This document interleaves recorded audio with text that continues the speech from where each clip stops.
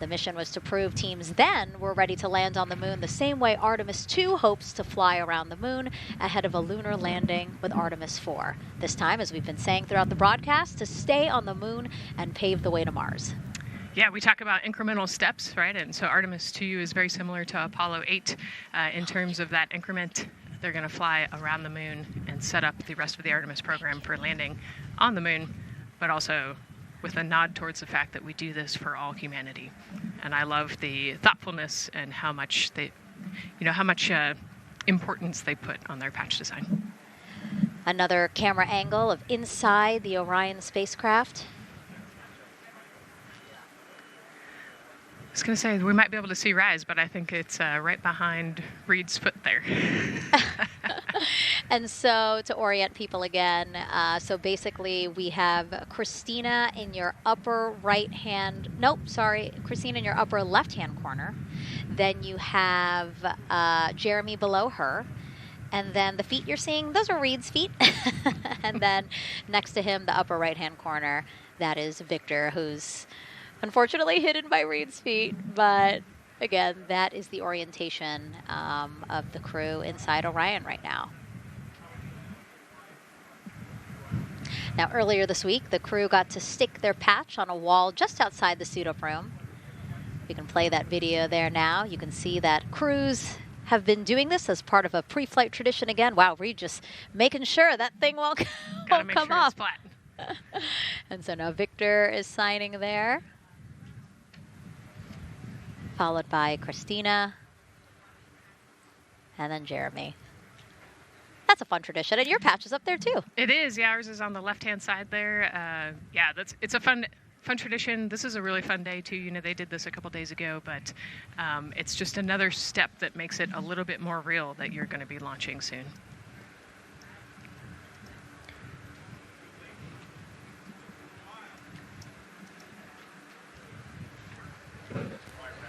Again, we talked a little bit about this before. The basically like a computer there on Jeremy's leg, a way for him to just check out the data, see some of the data that also Reid and Victor are getting to see, but in those much bigger displays for Orion. Right, yeah, it's basically a tablet on his leg, and it's actually plugged into a cord nearby that allows him to have a screen repeater so he can see what they're looking at. And it looks like he's taking notes. Can you talk a little bit about what that is? It's part of, all of them have like a little procedural book, right? Right, yeah, so they have what we call a knee board, and they'll have blank pages to take notes on. They might have a cue card or procedures, or they can be kind of custom built to what each crew member wants for their knee board.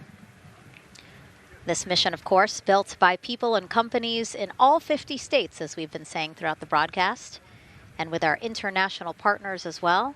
Let's take a look at some of the people playing such a big role in today's test flight.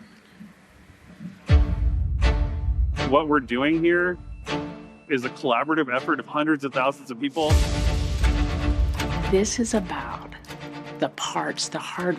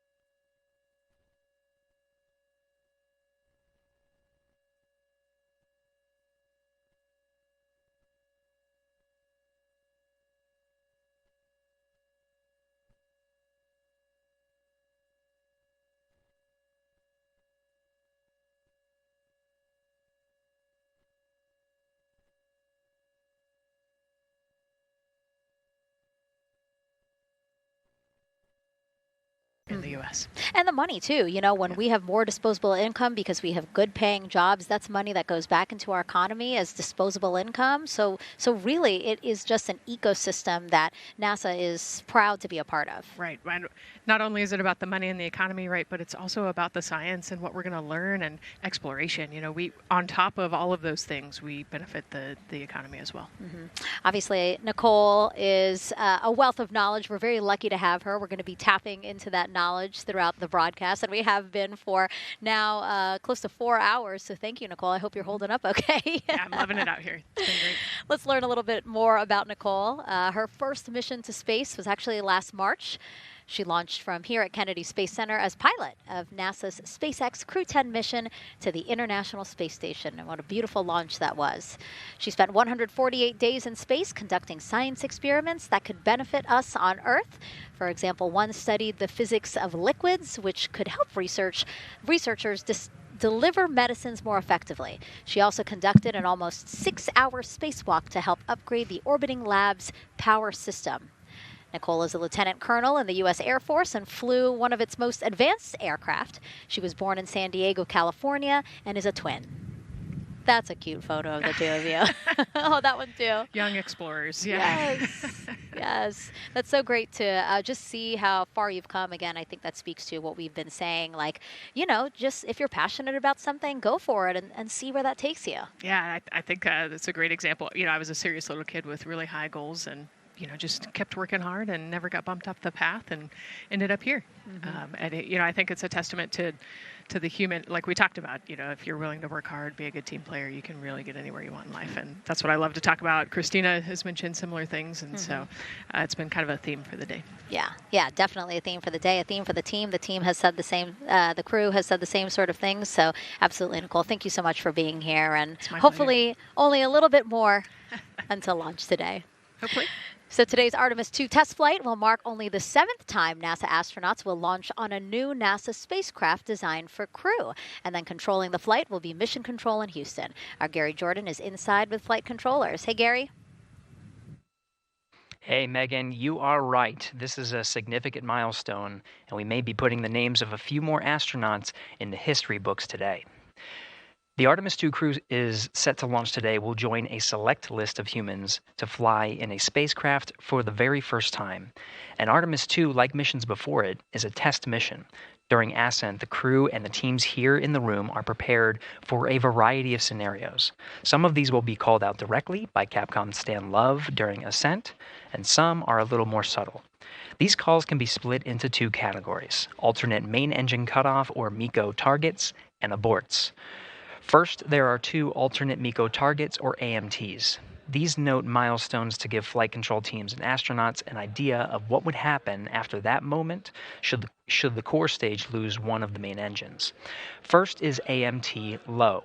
You won't hear it called out by the crew or Capcom since this happens right at liftoff. If the core stage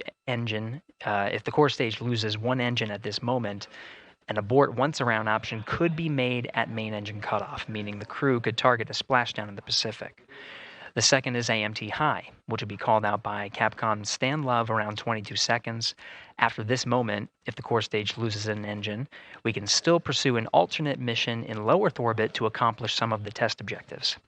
And at about 5 minutes, 16 seconds into the flight, you'll hear the call 3-engine press.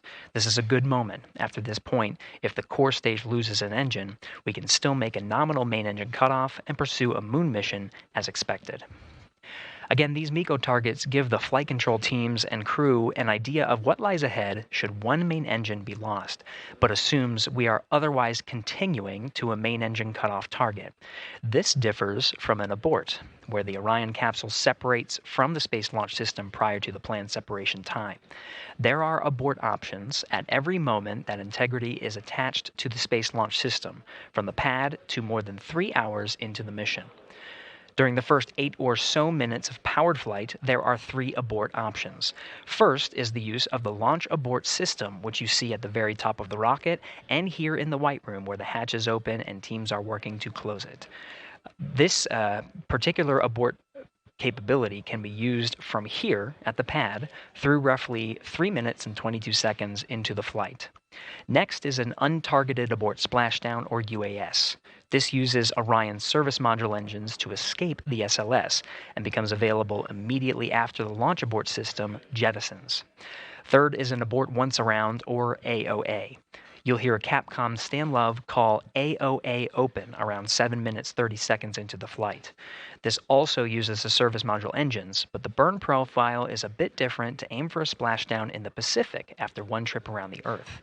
NASA's expedited recovery teams are staged off the coast of San Diego to get to the crew and integrity quickly for this abort option. An AOA option continues to be available until solar arrays are deployed on the Orion service module a little more than 30 minutes into the mission. At this point, an abort to orbit, or ATO option, becomes available until separation from the upper stage around 3 hours and 23 minutes. Mission profiles can vary depending on when an ATO is executed in that window, but with power being drawn from solar arrays, it buys more time for astronauts and flight control teams to make decisions and stay in Earth orbit, return for a splashdown, or continue to the moon. The Artemis II crew and flight control teams are well trained on all of these scenarios, and the calls you'll hear to the crew on Orion to Earth may help them be in a ready state for whatever challenge may come their way. At this time, we're not tracking any significant issues here in mission control in Houston, Texas. That would be showstoppers for today's launch. We're continuing to, of course, monitor the countdown along the way MS1, and make sure all systems are go for when we reach T0. With that, I'll send it back to you, Megan, at the Kennedy Space Center. All right, we are ready for another reading if you are ready over there. Yes, sir. CBA is steady at 2,600 PSI. All right, copy that. And you know, the more times we ask you to do that, the closer we get to launch, so that's a good thing. Copy. You heard it there from NASA Test Director Jeff Spaulding. The more that they keep on asking her how the pressure is holding in the counterbalance assembly mechanism is a good thing, because it means we are getting closer to launch. So that's amazing news over the loops that we just heard on Orion to Earth 1. Again, that communication channel with the crew. But now I want to get back over to Daryl with the launch team. He has an update now on the flight termination system that the team was tracking. All right. Thank you very much, Megan. And we're getting an update now from the launch team as we speak.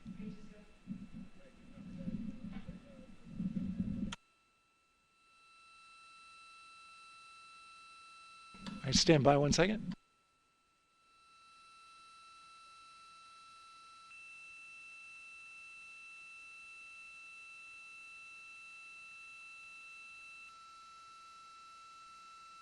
Okay. Sorry about that. We were just getting an update, in fact, about what I was about to report out on the range. And the good news is the range is go. So we reported that they were working to verify their equipment regarding the FTS system. And they asked for a little of that verification work to be done by one of the FTS engineers here in the firing room. He went out to the VAB to get some legacy hardware to help out with it. But in the end, this is a fix that the range had come up with to get clearance, to clear the range rather, and to as well work the FTS system. And so now they are go. Again, the range is go. That is no longer a constraint. And so you combine that with the fact that the rocket and the ground systems here also working, no constraints, clear board here is great news.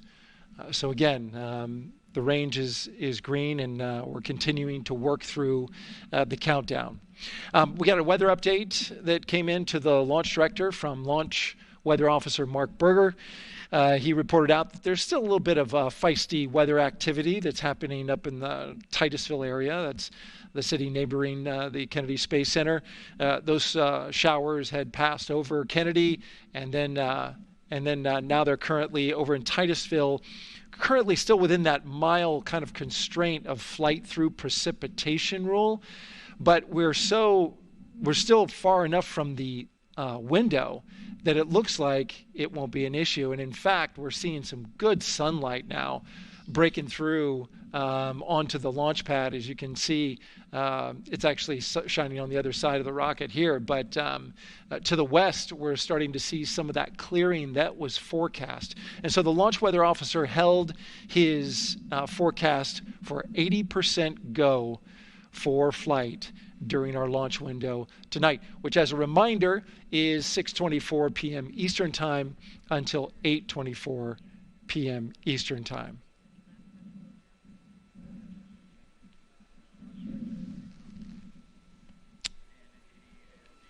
And we're also hearing that the last hatch closure, as you can see in the bottom corner of your screen, they're starting to work on that. That's the launch abort system hatch. There are two hatches, the crew hatch and the launch abort system hatch. And the closeout crew that you see right there, right on time with their work as they go to shut. And you can see it in motion right now, that launch abort system hatch. That's the latest from the firing room. We'll send it back to the host desk. Thank you so much, Daryl. Great news all around. And yes, we did just see them close the last hatch. And now we are looking at a live view of Banana Creek. Lots of people there, I'm sure, relieved to hear that that issue with the flight termination system has been resolved. And we are go for launch. Go for launch from the range, go for weather, and go from all of them, I would imagine. Yes, it's got to be exciting. The crowd is building. And as Daryl said, you can start to see the sun poking out here, and we can see all the clouds are moving north and moving away from us. So it's all good news. And so as we know, we have our Leah Martin down there at the Banana Creek viewing location, and she's standing by with some other guests. Hey, Megan, I don't know if you heard that huge cheer just now. If you heard a big rumble, as soon as Daryl said that the range was clear for launch, everybody clapped. It was super excited as we get to do some final countdowns. Standing next to me, I have Hudson and Maddox, the son of brothers here. And I asked you a little bit earlier, how excited are you to be here for launch? What did you say? I'm very excited. It's our mom's birthday, and, you know, not a better way to celebrate right now. I asked you on a scale of 1 to 10, how excited are you? Would you say? 11. Yeah, 11. I'm very excited. Super excited. Yeah. So, Megan, we've been watching the launch broadcast here and hearing some of the questions that you and Nicole have been asking and answering. And I actually wanted to ask these two kids, if you could take a 10-day trip around the moon and take 3 people with you, who'd you take with you? Well, I'd take my dad and my mom. And, I mean, I don't know. Probably my best friend. I'd just say one of my friends, you know. Oh, one of your friends. So brother got left out. Who would you take? That was just what I was thinking. My dad and my mom and my best friend. That's a pretty good answer. Your brother can get his own trip to space, right? Yeah. So I'm actually joined here also by Dad. Now, you were sharing with me that a lot of the work that you've been doing over the last several months has been prepping the launch teams, our engineering teams, our ground systems teams to get ready for launch, to be mindful and to be in this moment. How does it feel to be standing here knowing that the people you've worked so closely with are doing what they're passionate about, or doing what they were born to do, moments away from launching this rocket? I mean, this is an exceptionally happy moment for us and all of us and the people that are, about to take off on this historic trip here. And I'm grateful to know that we've helped in some way, shape, or form to help them stay steady and calm, in such an exciting time within the agency. And so to just be here and witness it and know that, they've got some tools to help them stay calm and steady is everything to us. So. Fantastic. Well, Megan, we are standing by ready to go, and we're ready to cheer this team on. Thanks so much, guys. And yes, Leo, we did hear that cheer. That was very exciting. I think the vibe over there is they're celebrating, they're having fun. And here, once they heard that we're go for launch, everybody had to run back to the camera and work. It's a little bit of a different vibe, but I definitely think that people are excited, especially as we see now live inside of the White Room at the launch pad. The closeout crew has closed the launch abort system hatch. You saw there, we took it live. Took a lot of them. I think all of them, except for one. I think it took 3 or 4 of them to push that hatch door close. And then they felt around the perimeter of the door to make sure that everything was sitting just right. Right, yeah, we talked about how heavy the crew module hatch is. This hatch is just as heavy probably, and so, they're working the closure here and working those connections, and you can see, there's still 3, 4, 5 people that we can see in the white room. It takes a lot of people to get these hatches closed and this rocket ready to launch. Mm-hmm. And so the next step in the countdown is that this team will start closing out the white room. So basically disconnecting things, stowing things, making sure that when they leave, there is nothing that isn't supposed to be there. And really, then at that point, it's just all 4 of the crew member, Victor, Reid, Christina, and Jeremy by themselves at the top of the launch pad. Yeah, and then eventually that crew access arm will move away, and then it'll really just be them up on top of that rocket. Mm-hmm. Yeah, your eyes lit up when I said that. That's exciting. It is. It is. Yeah, we had a moment, we talked a little bit about my fear of heights, but most of our crew is afraid of heights. And so there was a moment where I realized that it was just us, 100 and some odd feet up and no crew access arm. And may or may not have said something that made everybody go, huh. Were you wondering to yourself, how did I get here? We're pretty far up. That crew again bringing that drag-on camera. That camera is a handheld camera that is a live look for teams who are remotely watching these operations closely. Again, verifying that things are as they should be before the crew starts, the closeout crew starts leaving the white room. You see them checking their procedures. You can see they're covering the ends of those hoses. That's to protect those hoses from FOD, so we don't want any dirt or anything to get into those while we transport them and stow them. So you can see Andre there working to close out the hoses as well while they're cleaning up the white room. And so they'll tape that close. You just saw number 5. Number 5 holding some tools. Again, we'll stow those away. You have to account for everything. Obviously, they did have tools out. They did have procedures, paper, notes out. Like all of that has to go. Yes, and you can even see on number 3's hat, he's got a string that's connected to his suit there. Mm-hmm. That's, again, just to make sure that we don't lose anything. If, gust of wind or you get knocked or something, you don't want to lose a single thing in the white room. So everything is tethered, everything is accounted for, and everything is protected. The crew now, another live view of them inside Orion. Jeremy, Christina, and Reid and Victor on the right side of your screen. What do you think they're thinking right now, Nicole?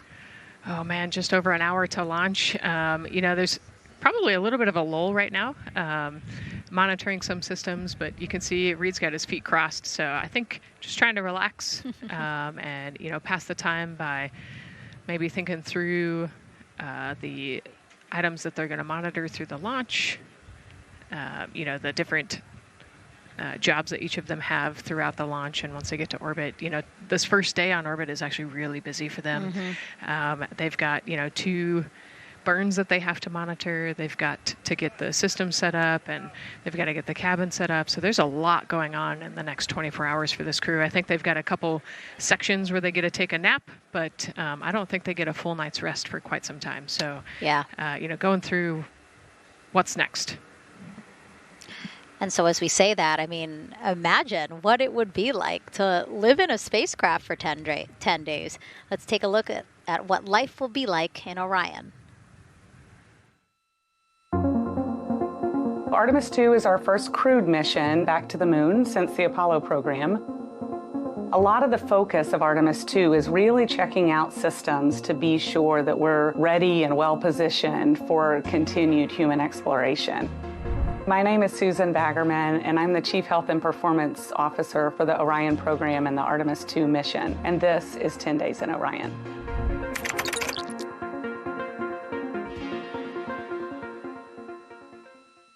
For this mission, the crew will launch in the Orion spacecraft on top of the Space Launch System rocket, or the SLS rocket.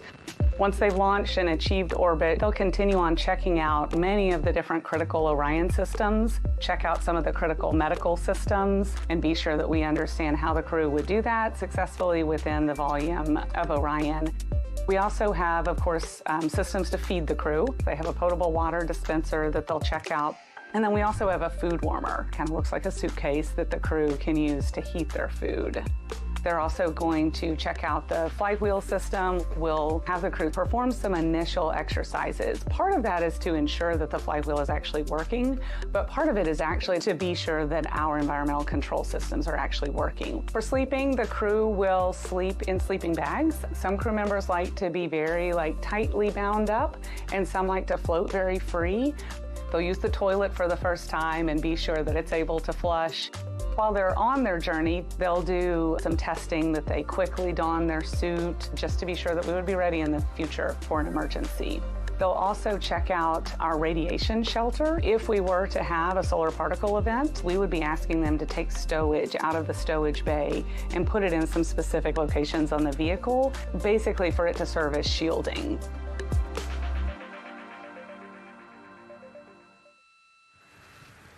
And so I want to talk a little bit more about what we just heard in that package. I am interested in the space food.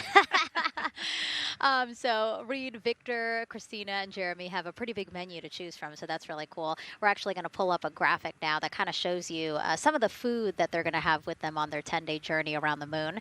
We know of more than 10 types of beverages. There's coffee, a mango peach smoothie, apple cider, lemonade. So those all sound delicious. And now I've just remembered I haven't eaten lunch. They're actually not too bad. I actually have a mango peach smoothie with me today. No way. Yeah. So you can see they come in these little packets here, but it's just kind of a dried powder that you add water to. So this would actually, you'd add 175 milliliters of water and let it sit for 2 to 5 minutes, and then you can stick a straw in it. You saw in that package they put a straw on the top septum portion there, and then you can drink it. And so this is the packaging. This is food that you brought up with you, or that you had while you were at the ISS. Yes. Yeah, actually, this is all food that we have available to us on the standard, what we call the standard menu on the space station. And so actually the graphic there showed quite a bit of the standard menu that they're going to take with them. So yeah, let's pull space it back food up, is space actually. food. Yeah, we can use the food that we have been using. You know, our food lab at Johnson Space Center actually creates that food, and then they stabilize it and they package it for us and everything. So they do a really wonderful job out there. We've got different types of food.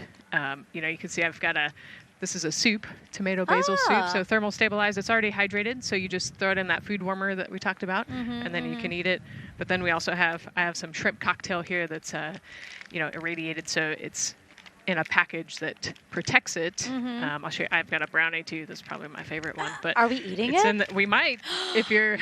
Yes. Look, see, they want us to eat. I don't know what happened, but it worked out with what we were saying here. So it's in an outer package to help protect it against, you know, radiation, and then it's in this inner package. And so this cosmic brownie, actually the trick, Ann McLean, my crewmate, taught me, the trick is you got to put this in the food warmer and get it nice and warm. Ooh. And then you can get it. But so what we do is we just take scissors and you open it up, and then it comes right out. So these brownies are nice because they don't have a ton of crumbs, and so you can actually just eat it pretty easily in space. You know, if you imagine, that would not happen in space. It would not fall. But yeah, so we've got all sorts of things that you can actually eat. The menu's pretty good and pretty diverse on the space station, and then as you saw, pretty diverse for Orion. Nice. Yeah, that's amazing. And again, here's a look at the crowd that's starting to continue to grow here as we get closer and closer to launch. We are now under an hour from the opening of our 2-hour launch window at 6:24 p.m. Eastern Time. And so let's take some questions from social media. We haven't taken some of those for a while. You put that brownie away, Nicole, or I'm going to steal it. Nicole, we have another celebrity who submitted a question. Let's take a look. Okay. A quick question for the Artemis crew. What food from Earth would you bring with you into space? And why would it be lasagna? Because that's the greatest food. Again, not really a question. Yeah. Because he was like, it's lasagna. It's got to be lasagna. There is lasagna on Space Station, and it wasn't too bad. Probably not my favorite food of all, but yeah, lasagna's not a bad option. It's a high-calorie meal. If you're trying to, carb load for a spacewalk or something, it's a great option. Yeah, I remember Christina saying that her favorite food on the menu, and actually, she was saying that she was getting in trouble because people kept on saying, you can't eat mac and cheese every day, Christina. We mentioned the mac and cheese and brisket earlier. Man, I would put those two on a tortilla. That would be great. That sounds delicious, delicious. Well, thank you so much, everyone, for sending in those questions. For everyone from a 5-year-old that we got a question from to all the way to Roy Woods Jr. there, a comedian. So thank you so much. And if you're just joining us, welcome to the Space Coast of Florida, where we are counting down to liftoff of Artemis II. You see a beautiful aerial shot there of our rocket on the pad. For the first time in more than 50 years, we are sending humans to fly around the moon and back, and we're taking you all of you with us on this next chapter of human spaceflight. I'm NASA's Megan Cruz, and this is NASA astronaut Nicole Ayers. Great to have you here, Nicole. Yes, this has been a beautiful day. Excited. We're continuing to march towards this launch. Yeah, and if all goes as planned, this crew could travel farther from Earth than any other humans before them and see parts of the moon no one has ever laid eyes on. How exciting. Yes. Exciting is an understatement, I think. That's true. We're going to see the far side of the moon for the first time by humans in a long time. It's important. And as the crowd again builds behind us, more activity that you're seeing here at the Kennedy Space Center press site. We also have a ton of people gathering around the world to watch this history-making moment. So let's take a look at those watch parties now. Oh. That crowd has grown. We checked with them probably like 30 minutes ago, and it was half that. But again, as we get closer and closer to launch, we are seeing more and more people gather together, wanting to experience this together and not just in a vacuum at home, Yes, this is so exciting. Look at all of those people. Man. And now here we are back in Seattle, the Museum of Flight. Again, people gathered there to show their kid. We see someone walking in the second row there. His first crewed launch to the moon. How exciting. That is exciting. Hello, everyone. Woo. Oh, that's so great. And now let's get you up to speed on what's happened so far. Again, we are now within an hour of the opening of our launch window. So what has been happening so far today? Well, a lot. After waking up and grabbing a bite to eat, our Artemis II crew suited up inside the historic crew quarters, a tradition that dates back decades. Teams helped them into their custom Orion crew survival suits, and just like other crews before them, they gathered around a table for a card game to pass the time, but to also burn off any lingering bad luck before they walked in the footsteps of every NASA astronaut launching from Kennedy Space Center since Apollo 7 in 1968. They walked outside the Neil Armstrong Operations and Checkout Building to greet a crowd of family, friends, supporters before getting into their Astrovan for their security-escorted ride out to historic Launch Complex 39B. They got a close-up look at the SLS rocket, then walked across the crew access arm and climbed one by one inside their Orion spacecraft. After that, teams conducted final checks with the crew before closing both hatches, the crew module hatch, as well as what you're seeing there, the launch abort system hatch. And now we are back live at the pad where the closeout crew is getting ready to leave the White Room. They are now tethered, Nicole, because they are about to move some pieces that connect the Orion spacecraft to the White Room, correct? Yes, there's kind of what I would call a shroud. You can see them working that there. So it is actually connected so that way the gap between the crew access arm and the crew module, and well, I guess that's the LAS there, is covered. But they're about to remove that so that the crew access arm is not connected to the rocket in any way so that it can retract here in the next few minutes. And for how we're looking with the launch countdown milestones, let's go to Daryl Nail in the Launch Control Center. All right, thank you very much, Megan. And as you can see there, the finishing touches, as you've been talking about, to the LAS, which brings me to that subject because we currently are hearing the launch team is working an issue that was reported out with the LAS. At least there's an issue apparently with a battery on the LAS.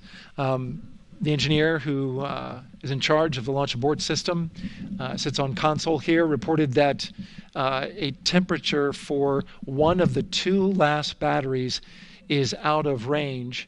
And although it's not a constraint for launch right now, it would be when that temperature is checked inside of T-minus 6 minutes, which is inside of terminal count. So right now, the team is working some troubleshooting on this issue. Going to follow, of course, along closely with what they learn. But again, a battery temp for one of the 2 batteries on the LAS is out of spec, and the team is working to understand, first of all, whether or not this may be a sensor issue, or is there an issue with the battery itself. So again, looking into it, troubleshooting and researching as we speak. With regards to the weather, we did get some good news there. Launch Weather Officer Mark Berger reporting to the launch director that the weather chances have now improved for the window. We are up to 90% go, which is great news. Again, 90% go. That is up from the 80% that we started when we had the first weather forecast come out officially 3 days ago. And so that is great. And for anybody who's here in the launch area knows that is certainly viewable. They can see that by just looking up. So we're getting some good clearing as forecast. And then just a reminder for those people who are watching the launch from the nearby area that if you're watching on an internet-enabled device, just remember that there may be a little bit of a delay. Can't tell you how much of a delay, but since it's on an internet device, sometimes this broadcast might be a little behind what you're actually seeing. So just keep that in mind as you are watching. Don't wait till the last second to run outside if you're inside your RV or your camper or your house. That's the latest here from the firing room. Of course, we'll keep track of that last battery issue. We'll send it back now to Megan and Nicole at the host desk. 2 of them there had to be tethered to the inside of the white room, because obviously now we have detached the white room from the Orion spacecraft. Yes, that view is quite something. Yeah, spectacular. Yep. Oh, no, I'm sorry. I forgot. Nicole's scared of heights. An astronaut afraid of heights is actually not uncommon, as we've learned today. But yes, so obviously, again, things proceeding as we march closer to the opening of our 2-hour launch window at 6:24 p.m. Eastern Time. Again, the closeout crew just finishing up those last couple of things they have to do before leaving the white room and then leaving the pad, leaving only the 4 Artemis II crew members inside the spacecraft by themselves at the pad. Yeah, and then we'll be curious to follow the battery issue on the LAS as well. I think sometimes it's just a sensor issue, sometimes it's a battery issue. So hopefully they figure that out quickly. Mm-hmm. And so if we can take a shot of the crew inside the capsule, if one's available, why don't we talk a little bit more about each of them? So we have Artemis II Commander Reid Wiseman, Baltimore native, and he's actually, you see his feet in that shot there from inside Orion. He's been in space once before as flight engineer for Expedition 41 aboard the International Space Station from May through November 2014. During the 165-day mission, Reid and his crewmates completed more than 300 science experiments in areas like human physiology, medicine, physical science, earth science, as well as astrophysics. They actually set a milestone for station science by completing a record 82 research hours in a single week. He also served as chief of NASA's astronaut office from December 2020 to December 2022. His 2 daughters were out to wave goodbye to him as he made his way to the launch pad. And again, there's Reid's feet.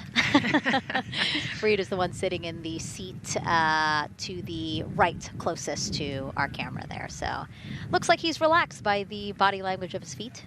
Yeah, I think they're kind of in a holding pattern, if you will, or a waiting period. So it makes sense that he's a little bit relaxed. He's also kind of just a relaxed person in general. He's wicked smart, but has a demeanor that keeps everybody calm. And so I think we're seeing that here today. And so in this shot, Reid is the one sitting on the left, and to his right, Artemis II pilot Victor Glover. NASA selected the California native as an astronaut in 2013, and at the time he was actually serving as a legislative fellow in the United States Senate. His first trip to space, November 2020, pilot of NASA's SpaceX Crew 1 mission. That was the first operational mission of NASA's Commercial Crew program, which resumed launching American rockets from American soil to the International Space Station since the end of the shuttle program. Victor is a U.S. Navy captain and naval aviator who served as a test pilot, racking up more than 3,500 flight hours in more than 40 different aircraft. So again, he probably feels pretty at home in the pilot seat of Artemis II. Yeah, I think he does. He got to say goodbye to his wife and 4 kids. Again, those were the family that he had here at Kennedy Space Center before the 4 of them drove out to the pad. Yeah, and you can see there, we talked about Victor's energy earlier, and you can see him working through, pushing some buttons on the displays. Looked like he was pulling up a procedure, so he's following along and ready to go, looks like. And then Mission Specialist Christina Koch, sitting on the upper left-hand corner of the screen there, native of Grand Rapids, Michigan, was selected to the Astronaut Corps in 2013, same class as Victor, served as flight engineer on the International Space Station from March 2019 to February 2020. During that time, she set a record for the longest single spaceflight by a woman with a total of 328 consecutive days in space. How cool. She also participated in the first ever all-female spacewalk. And before becoming an astronaut, Christina helped build space science instruments and led scientific fieldwork in some of the most remote environments on the planet. Her hobbies include surfing, rock climbing, and community CDR, service, yoga, and photography. Go ahead, NCD. There's a couple of suppressed overvolt messages. We're going to go ahead and clear those off your screen. We see them and we copy. All right. NASA test director. We're still working here, trying to get through everything. So we're getting close, and then trying to talk that other issue that we just picked up a little bit ago. But I think work-wise, we're doing really well. Sounds good, NTD. We're doing great on board. Glad to hear it. NASA test director giving an update to the crew. Some messages flashed on their displays. Just wanted to say that they didn't have to worry about that. We're going to clear that. And that also just reassuring the crew, again, that they are tracking and working the issue with the launch abort system battery. Yeah. All right. And then first-time flyer, Canadian Space Agency astronaut Jeremy Hansen will fly to the moon as mission specialist on the Artemis II mission. The London, Ontario native selected as an astronaut in 2009. After that, he worked as Capcom at NASA's Mission Control Center in Houston. Capcom stands for Capsule Communicator and is the sole direct voice communicating with astronauts while in space. Jeremy also participated in training exercises, really cool ones like living on the ocean floor off the coast of Florida to simulate deep space exploration for a week. In 2017, he became the first Canadian to lead a NASA astronaut class. He also enjoys getting out on a sailboat, rock climbing, and mountain biking. He has a wife and 3 children. And he's the one that you see bottom left-hand corner of your screen. I know, I'm trying to see what he's doing there. Christina's looking too. And so there is your Artemis II crew inside the Orion spacecraft. And this is actually the 7th time NASA astronauts will launch on a new NASA spacecraft designed for crew. And if you're wondering about the first 6 crewed test flights, here they are.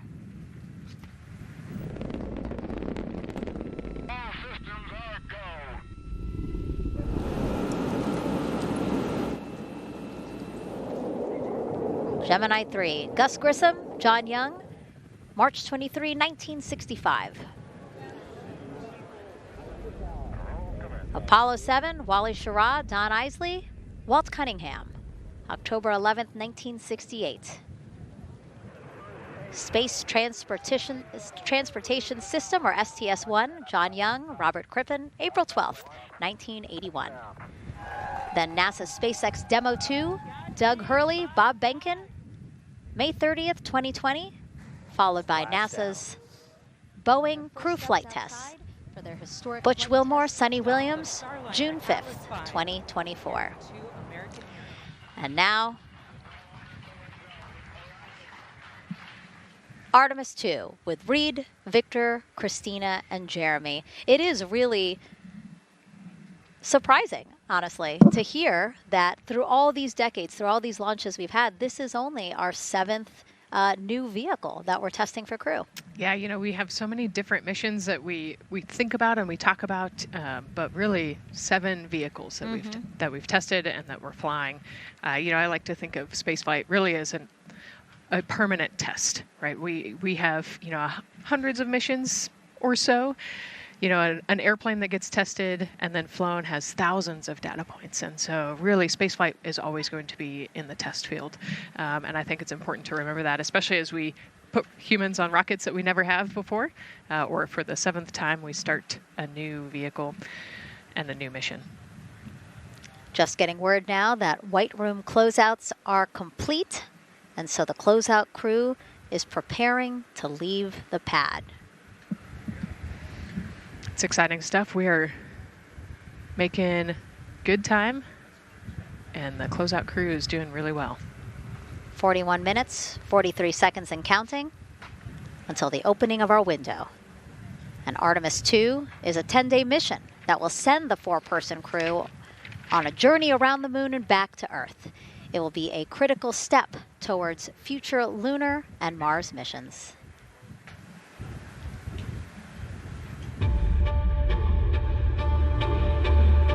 We're going back to the moon because it's the next step in our journey to Mars.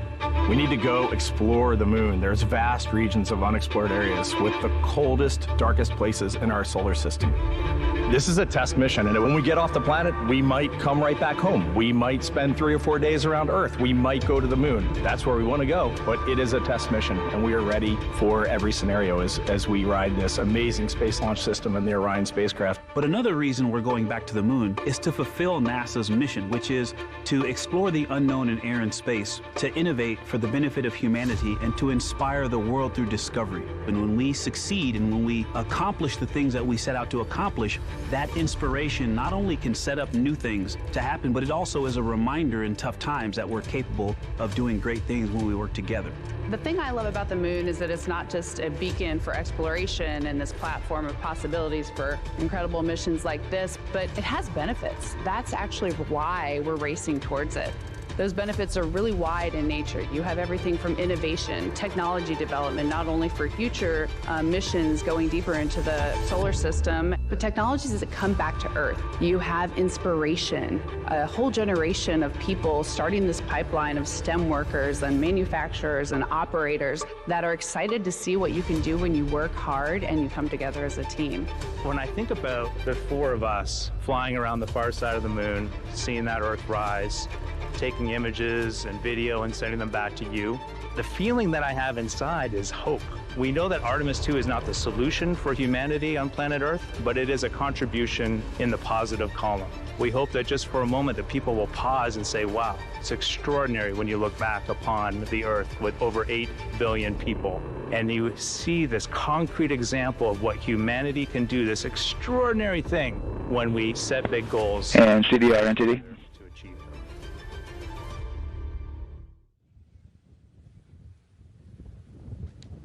And so Mission Control Houston will control the flight of Orion after a liftoff here at Kennedy Space Center. Here's Gary Jordan, who's embedded with that team. Gary, you might have to pause because we did just hear a call out to the commander in Orion.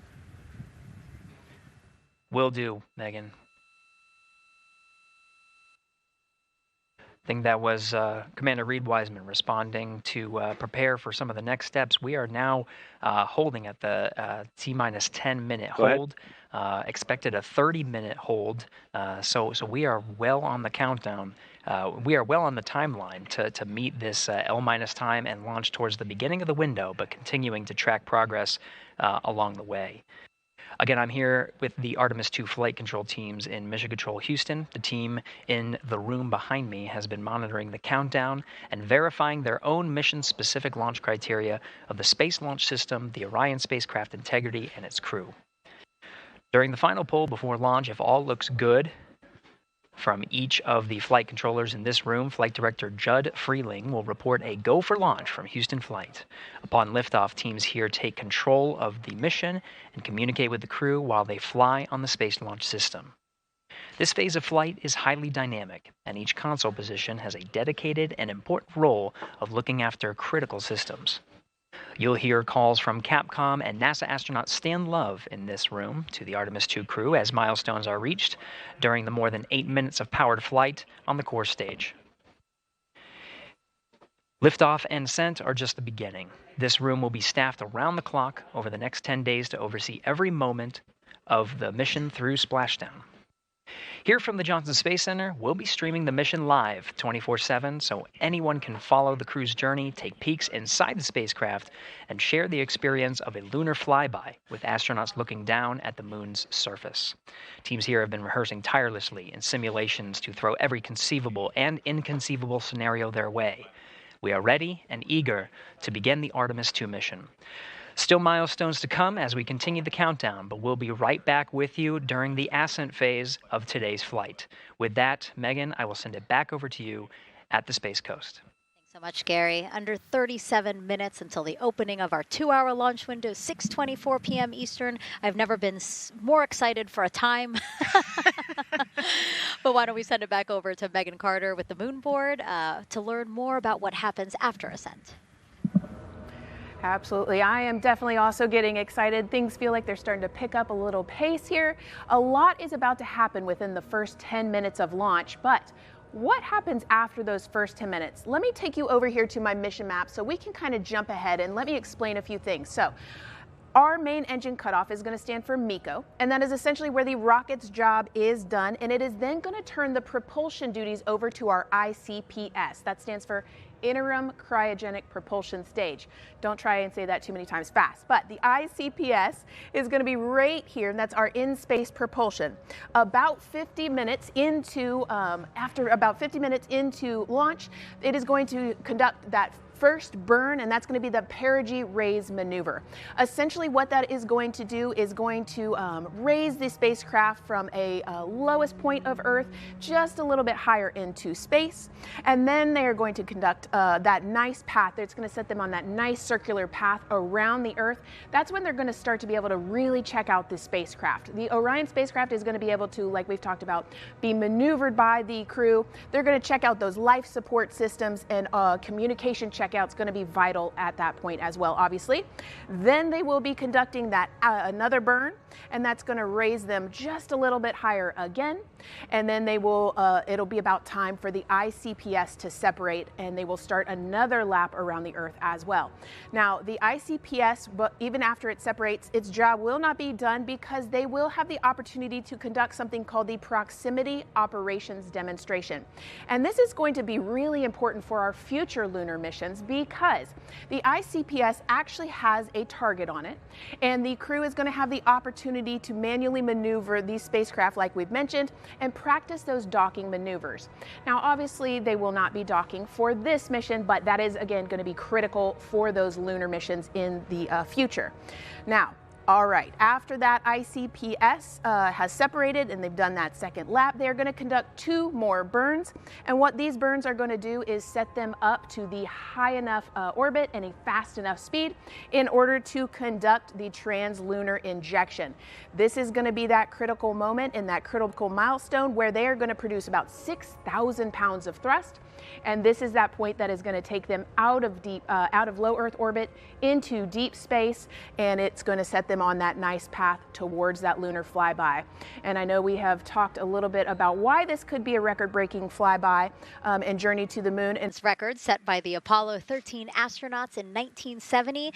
They were 248,655 miles away from Earth, and this Artemis II crew might surpass that on flight day 6 when they fly around the moon by more than 4,000 miles. Yeah, it's It's a long ways. It's tough to fathom 250,000 miles from Earth, right? I mean, space, the space station is only 250 miles. And so we're going, I don't want to do the public math, but we're going much further than that. But, it's important, right? Because we want to get back to the moon. We want to see the surface. We want to see the far side of the moon. And the way we do that is by breaking distance records. Yeah, and the exact distance record depends on exactly when they launch, like the time, the day. So we'll learn more as we go into this 10-day mission with the Artemis II crew.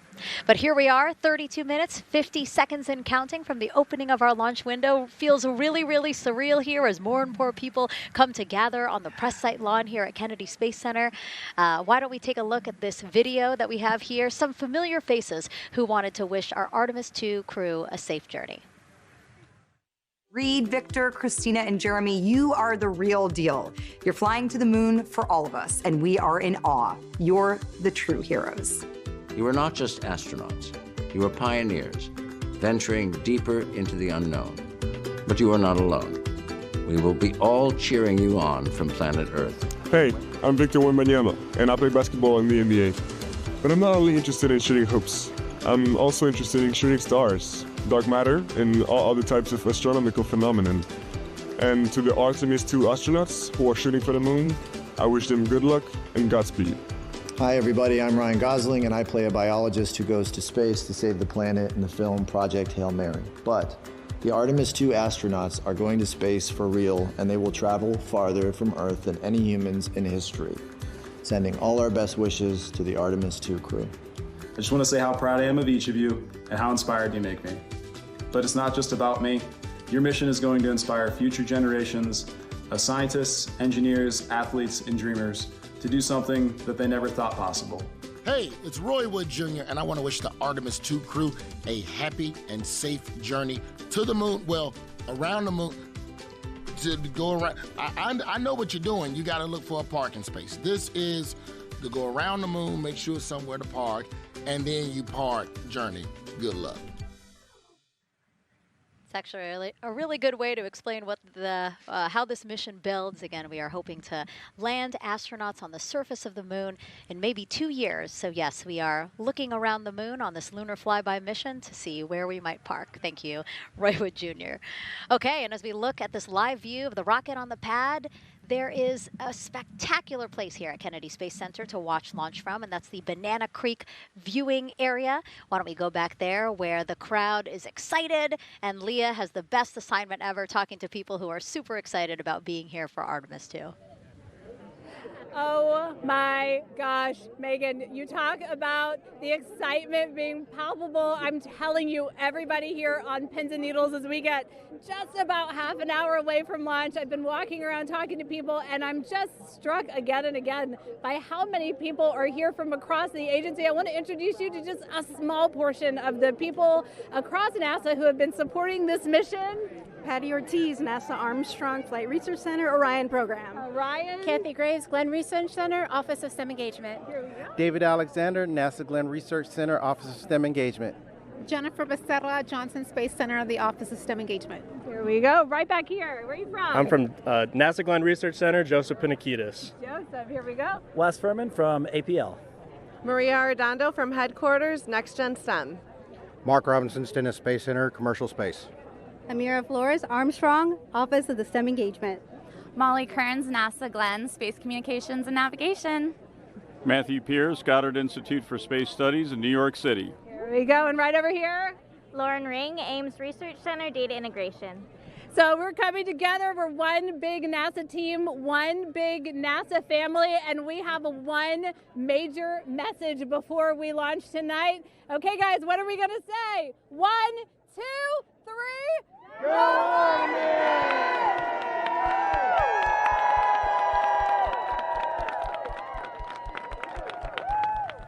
Oh my gosh, that made me so emotional. That was so inspiring to see. I mean, wow, yeah, that was great. I mean, just to hear everybody say their position, what they're doing to support this mission is amazing. And I'm sure this was something that really rang true and resonated with NASA's Administrator Jared Isaacman, again, to see the workforce come together to do the work and then to be here for launch. So why don't we actually go over to him now with our Jasmine Hopkins at one of our other viewing locations. All right, Megan, thank you so much. The energy here on the balcony is honestly becoming electric as we get so close to launch, and now we are thrilled to welcome NASA Administrator Jared Isaacman. Jared, we're really entering a golden age of exploration. How will Artemis II set the pace for the coming years? Well, I mean, Artemis II is the opening act, right? This is the test mission. This is getting very comfortable with the SLS rocket, the Orion spacecraft. No humans have ever flown on this before, right? And we're going to put it through its paces. We'll go into Earth orbit for a little bit, make sure Orion's doing okay, and then we are sending them, right? We're going to send them farther into space than any humans might have gone before, 250,000 miles away, and it's going to set up for the subsequent missions. That's why we're going into the golden age of science and discovery right now, because you're going to see a moon rocket launch in 2027 when we do our testing with the lander. We're going to go for the landing on Artemis IV in 2028, and in parallel, we're going to build the moon base, right? And that is going to be filled with science discovery and tech demonstrations that's going to support the enduring presence we're trying to create on the surface. Absolutely. So honestly, history-making years ahead of us, with Artemis 3 and 4. But first is Artemis 2. What will be our single greatest takeaway from this mission? Well, I'll tell you, I mean, after ignition, to me, the moment that I'm going to be most excited for is splashdown. There's no question about that. Good shoots coming down off the West Coast. But look, I think the takeaway from this is gaining extreme comfort in the Orion spacecraft, right? I mean, this is very different than what we've done for more than a half century, right? I mean, the velocities that spacecraft is going to re-enter at, it's going to be new territory for us. We want to get our arms around that completely. So I would say the performance of SLS plus Orion is everything on this one. We want to make sure we do it in as a safe way as we possibly can, understanding what we are undertaking right here, bring our crew back, learn as much as we can from the vehicle, set up for Artemis 3 in 2027. Right. And Administrator, we've actually had a pretty young audience today here, some kids running around the balcony. How do you hope Artemis 2 inspires that next generation? I talk about this all the time. One of our overarching KPIs that we should always be tracking is the number of people living and working in space. Well, what's another strong number 2 on that one? It's the number of kids that are dressing up as astronauts for Halloween, so that they grow up, that they're inspired to want to join in this grand endeavor, whether they come work with us here at NASA or they join in industry, but they're helping humankind venture out farther, pursue all the secrets of the universe. Yeah, I think we'll see a lot of kids dressed as astronauts this year. And finally, Jared, you've really made it a personal mission to get to know the people behind the work at NASA. Do you have any final thoughts, any final words before today's history-making launch? Yeah, well, one, I want to express a lot of appreciation. I'll tell you what, the 4 astronauts on top of Artemis II know this. It takes an army to pull a mission together like this, right? Across all 10 of our centers, all of our commercial partners, the international partners that come together to make this possible. My sincere appreciation for everyone who is currently working the mission right now, so getting them ready for launch, that will be watching over them in mission control, recovering this crew when they splash down off the West Coast. I have complete trust and confidence in your abilities. And everybody else who's not directly working on Artemis II, Artemis 3 is coming up next year. When this mobile launcher gets back in the VAB, we're going to start stacking. Wow, plenty of excitement ahead of us. Jared Isaacman, thank you so much for being here. Thank you. Thanks for being here. Of course. All right. And with that, let's get back to the countdown with NASA's Megan Cruz. Under 25 minutes and counting from the opening of our 2-hour launch window, and take a look at all these people behind us. I literally, every moment I turn around and I see the clock, I am like, oh, wow. Oh, wow. There are more people and less time. Yes, exactly, which is a great problem to have. Yes. Now, this first crewed test flight of NASA's Artemis program coincides with the 250th anniversary of our country's founders signing the Declaration of Independence. Exploration is a part of America's DNA, and it continues now with our return to the moon. 250 years ago, 13 colonies laid the foundation for the greatest and most enduring democracy in the history of the world. One driven by courage, faith, and freedom. From that moment, we became a nation defined not by where we stood, but by how far we were willing to go. We conquered vast frontiers, invented tools that shaped a modern world. We found light in the dark, and we rose from the earth. Faster, higher, farther. We pushed beyond the sky and into the unknown. We carried our courage into the cosmos, and we planted the American flag on the moon, the defining achievement of American superiority in space. Today, our curiosity stretches farther than ever. American robots search ancient rivers on Mars. New telescopes unfold to glimpse the first stars. And a new generation prepares to return to the moon, this time to stay.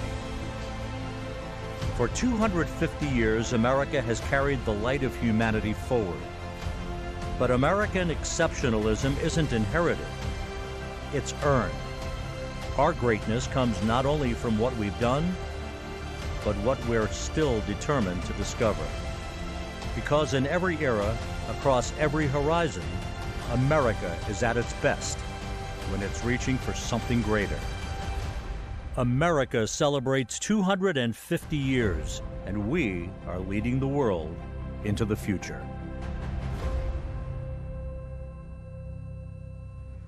22 minutes, 15 seconds and counting from Artemis II, NASA's boldest test flight in a generation. The crew has said this often, that they hope it inspires children around the world. And recently, a group of kids here at Kennedy Space Center got a surprise of a lifetime while watching that rocket roll to the launch pad.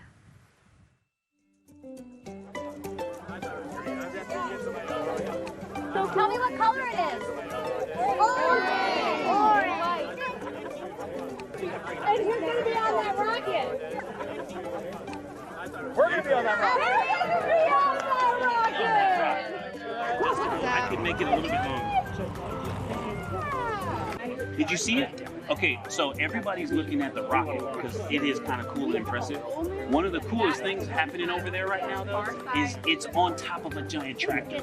Doesn't all food come in like tubes? It's in these like little plastic bags. You have to like rehydrate it. Sushi. There's not. I haven't seen sushi in space. It's probably hard to keep that fresh. Constructed sushi mashed together. My favorite part was this one little girl. She had a question. She had patiently held her hand for a long time, and Christina turns to her and says, "Okay, what's your question?" She just goes, "I forgot."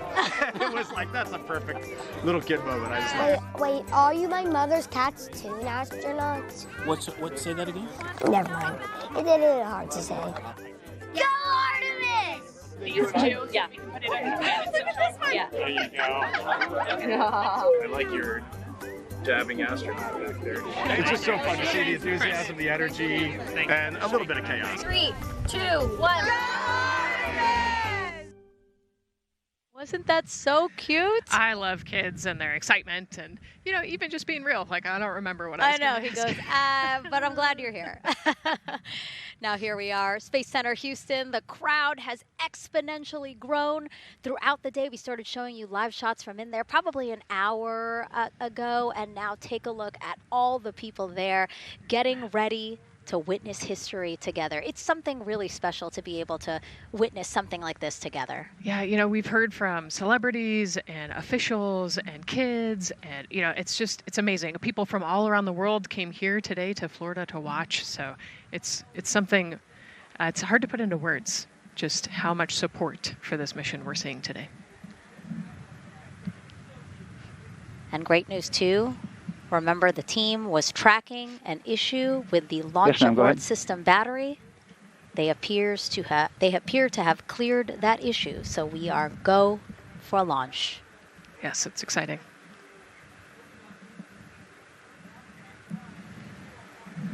U.S. Space and Rocket Center here, Huntsville, Alabama, waving to the Artemis II crew sitting right there inside Orion. Inside of 20 minutes from the opening of our launch window, and right now we are targeting the top of that launch window, so we could be launching here in about 19 minutes, Nicole. Wow, I don't know if I expected this today. I'm excited, and, you know, I'm glad they were able to clear the problem with the battery on the LAS, and everything has gone really smoothly today. It's been great. The weather cleared up. It's a beautiful day for a launch. And so now, as we are so close to possibly launch now. Just what are your final thoughts as we are about to embark on a mission back to the moon, the first time in more than 50 years? Yeah, just so proud of the crew and all of the teams here on the ground that made this happen. They are carrying the torch from the Apollo era into the Artemis era. And it's the crew likes to say they want to be the shoulders that the next generation. And let's see, GLS, can you help us with that, please?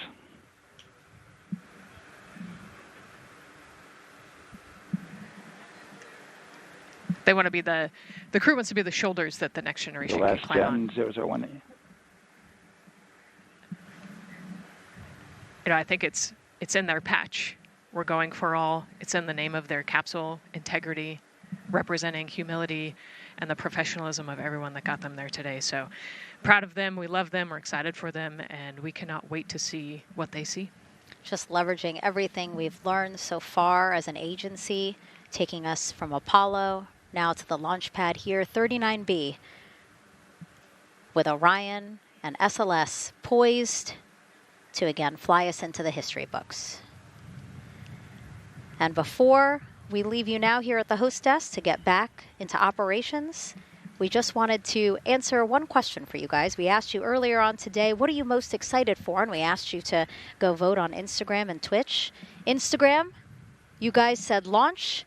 Twitch, you guys said lunar flyby. So I think you guys will all be very excited since we are now about 17 minutes from the opening of our launch window today.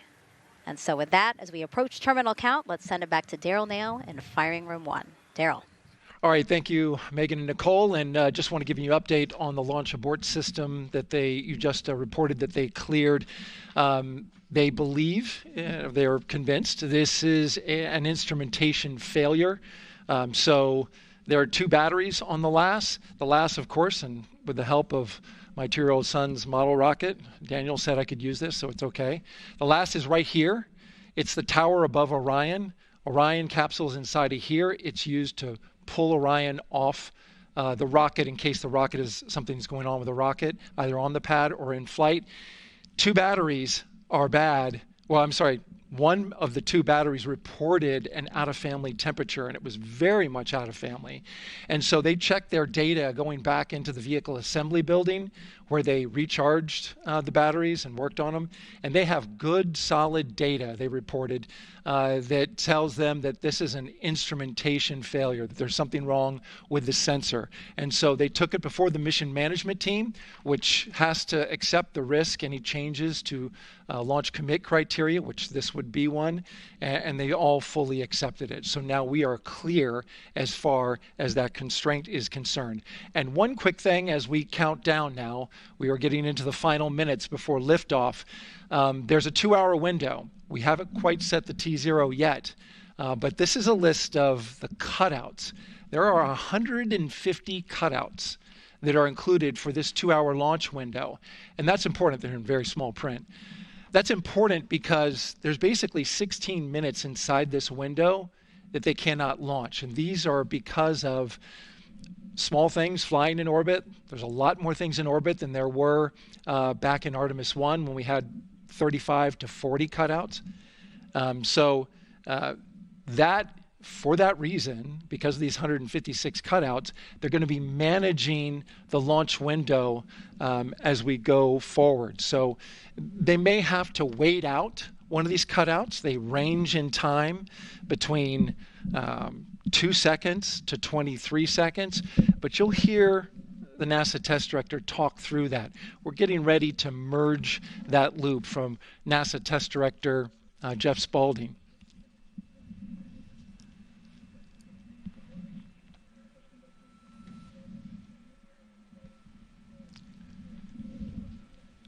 And so now I'm listening to the launch team get ready to merge their operational channel.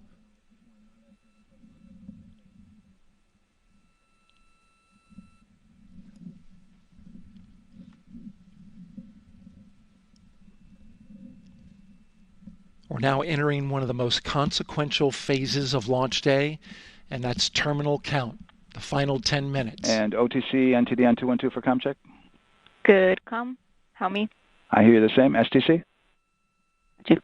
GTC? GTC is on 212. All right, copy that. NASA Test Director Jeff Spaulding confirming communications with his team.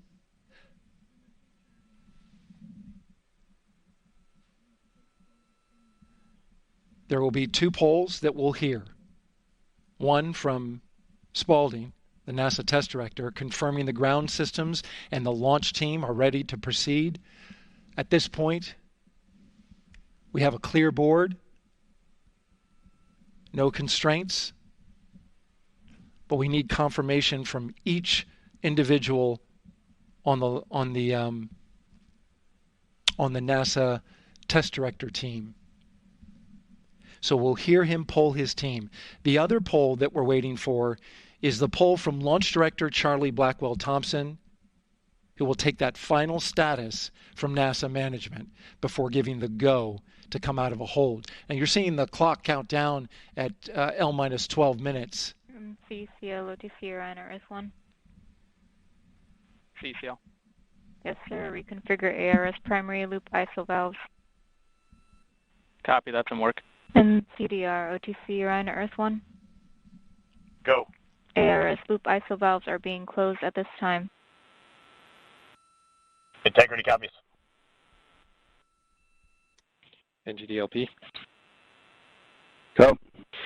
Yes, I had a discussion with CIS and with MER manager regarding the observation the CIS had a few minutes ago. They were able to confirm with BCI photos that the condition that they observed has been there since 2025.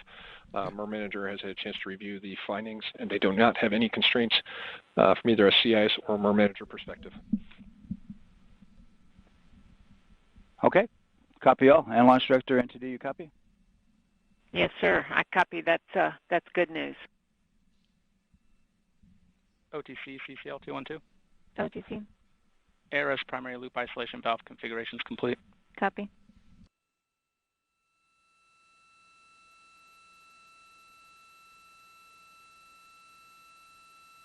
And CGLS NTD, cancel pending, please. GLS copies, and that's complete. All right, and for all personnel, we got a little bit more work to do before we pick up the clock, and we're about a little over a minute from getting to T-minus 10 minutes, but we've canceled the resume time there, and then we'll pick it up after we get through all of our work and anything else that we need to do to get through the remainder of counts. So we'll continue working that to get to our T0 today. So when we get to about 50 seconds from now, we'll extend that hold. CVSE OTC. CVSE 400-290, looking to verify that we are configured for ascent. Yep, give me about 2 more minutes. I'm going to start CMA2 streaming. Copy. NTD, COSE, hold requested. Copy that. I have an LCC violation of O-CT-004, S-band transponder anomaly. This was a transient LCC violation, so transponder 1 had a demodulated SNR estimate that went down to 2 dBm when it should have been between 10 and 13. It is now back up to 12, but we did lose that for just a moment. It does not appear that we lost our bit sync or carrier lock, which would be indicative that we lost our lock with the vehicle. So at this point, recommendation would still be go. However, we do have a pre-planned contingency procedure if we want to look at that. But again, this is transient, so we're back in a nominal range. All right, let's see, LPE NTD. Yeah, we're not seeing that hit. So I guess the question for COSE, was that less than 3 samples? Was that below our persistence? Stand by, let me look. It did look like it did persist for several seconds on mine, but let me take a look at the number of samples. Could I get a repeat on the affected LCC, please? Yes, ma'am, that's going to be O-CT-004. Thank you.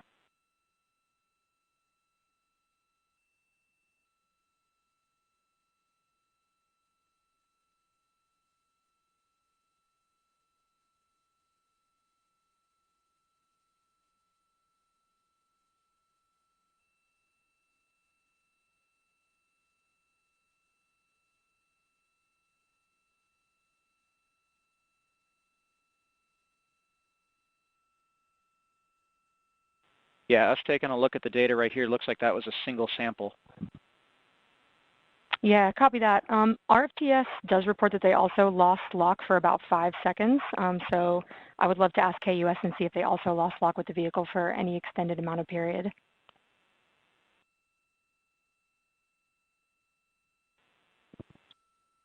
And COSE, while we're doing that, these are 1/10 hertz measurements, correct? So we would have had to lose it for over 10 seconds to get a second sample? Yes, sir, that's correct. It is 1/10 hertz. Yeah, so from our perspective, the allowance is effectively up to 30 seconds, up to 3 samples based on the 1/10 hertz. This is not an LCC violation, I believe. Yes, sir, I would agree with that at this point. Copy that. We're checking with KUS on 232. I don't think they have 212 access. We're trying to verify, but it sounds like they have a loss of lock as well. About 2 seconds. Okay. And I guess for both KUS and COSE, do we have lock now? That's affirmed. We do have lock for COSE.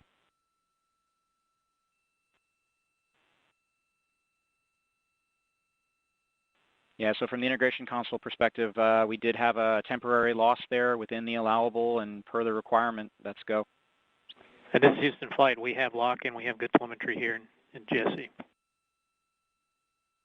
And KUS is reported to they have good lock now. So with all of that, OSC, then are we in a go configuration per your LCC?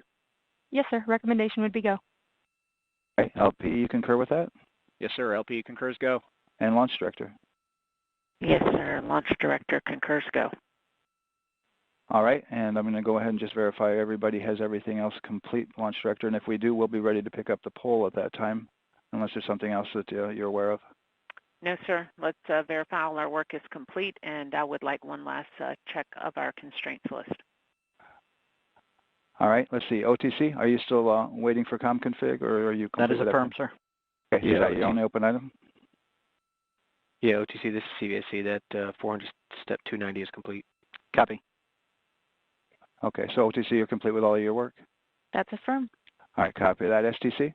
STC is complete. And GTC? GTC is complete. Okay, excellent. All right, and LPE, just want to verify we have no open constraints at this time. No open constraints. We have a clear board, sir. Okay, tracking the same here. And Launch Director, with that, we are clear and ready to pick up the launch readiness poll with your go. All right, sir, I am go for the poll. All right. And for all personnel, this is the NTD conducting the Artemis II launch readiness check. Verify ready to resume count and go for launch. OTC. OTC is go. STC. STC is go. GTC. C's go. MCO. CO's go. Safety Console. Safety Console is go. LPE. LPE's go. RTD. RTD's go. Houston Flight. Houston Flight is go. ROC. ROC is go. And CDR. Cruise go. Copy that. Thank you, Reid. And Launch Director, NTD, our launch team is ready to proceed at this time. All right, NTD, I copy all. At this time, I'll perform my poll. Attention on the net. This is the Launch Director performing the final poll for launch, verifying no constraints, and go for launch. EGS, Program Chief Engineer. Artemis Chief Engineers are go. Copy, thank you. EGS, Chief Safety Officer. The Artemis CSOs are go. Copy, thank you. Range Weather. Launch weather is go. Thank you, LWO. And Artemis MMT Chair. MMT's go. Thank you, John. And Integrity Launch Director. Good to hear your voice, Charlie. PLT. Thank you, Charlie. This is Victor. We are going for our families. MS1. This is Christina. We are going for our teammates. MS2. This is Jeremy. We are going for all humanity. All right, Charlie, your Artemis II crew is go for launch. Full send. I copy that. Reid, Victor, Christina, and Jeremy. On this historic mission, you take with you the heart of this Artemis team, the daring spirit of the American people and our partners across the globe, and the hopes and dreams of a new generation. Good luck. Godspeed, Artemis II. Let's go.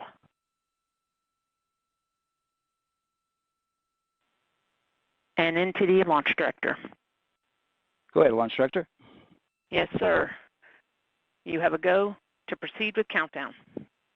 Copy that. I'll put it in work. CDR NTD.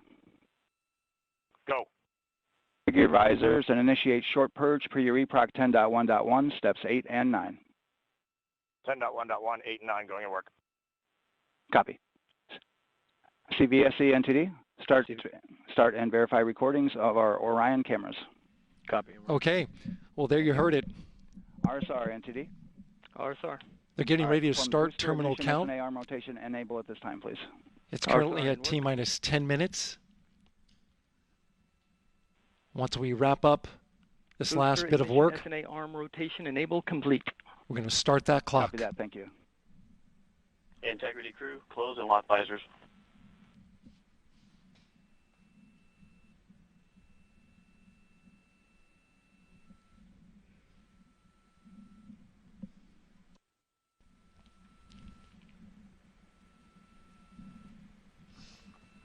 You heard an issue, worked in real time with telemetry lock on the Orion. It was transitory. It was very short. They checked the data, confirmed that they had a good lock. This was with the S-band transmitter on the Orion. Worked through that issue, looked at the data, and cleared it. All with the world watching. Impressive work by the launch team. So we have a 2-hour window, which starts in just a few minutes at 6:24 p.m. Eastern Time and goes until 8:24 p.m. Eastern Time. And ECL NTD will be waiting for your verification on the short purge. ECL copies. And for all personnel, once we get that short purge verification, we'll verify that we are clear to go, and then we'll proceed with the terminal count.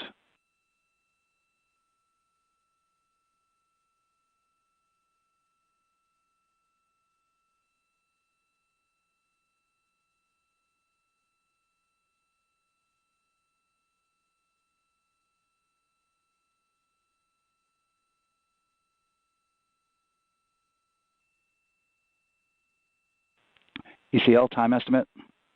About a minute. Copy.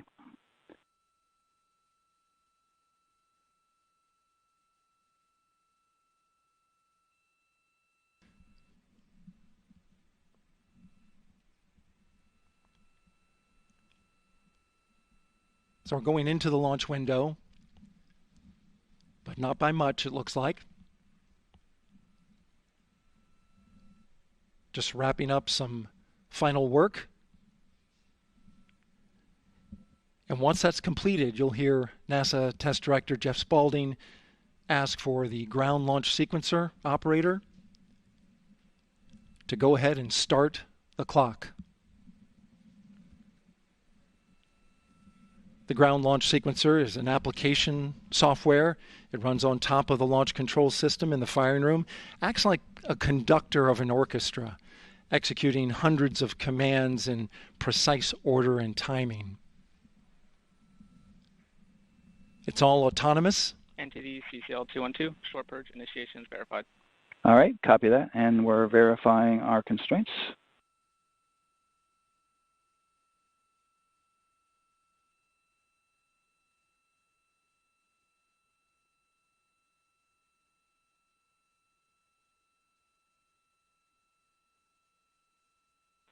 All right, and we're clear from cutouts.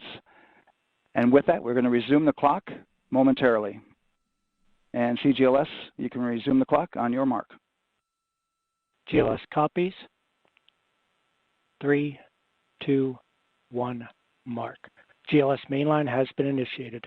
T-minus 10 minutes and counting.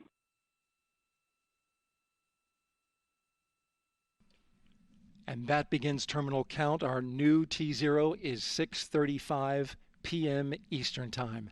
6:35 p.m. Eastern Time. We are now counting down to liftoff of Artemis II.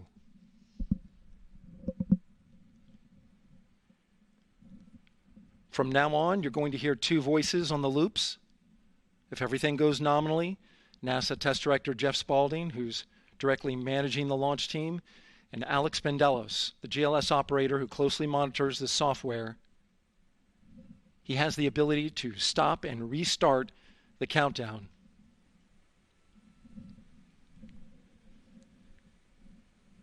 A lot of people ask about whether there's a launch button. There certainly is not. Houston flight and Rock, our new T0 is 22:35:12. Houston flight copies. Rock copies. 22:35:12. Affirm. There you heard confirmation of the exact T0, 6:35 and 12 seconds p.m. Eastern Time. Again, our T0 is 6:35 and 12 seconds p.m. Eastern Time. But as I was saying, there's no launch button. This is autonomous. But there is a button that keeps you from launching, and that button allows the GLS operator to pause the countdown outside of terminal count and during terminal count and submit a hold to the next holding point. So the clock won't stop right away. If there's an issue, we'll go to the next stable holding point. This is how GLS configures the rocket and ground systems to a stable point where they can stop the countdown if that's needed. But right now, we are counting down. Our next big milestone, looking to retract the crew access arm. GLS is go for crew access arm retract. And there you see the crew access arm moving away.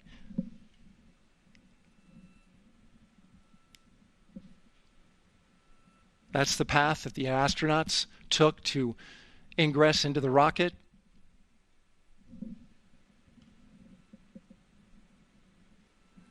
Until this point, that was their way off the pad if they needed to evacuate. But now with that arm retracting, the backup transitions to a launch abort system. And they'll begin arming that shortly.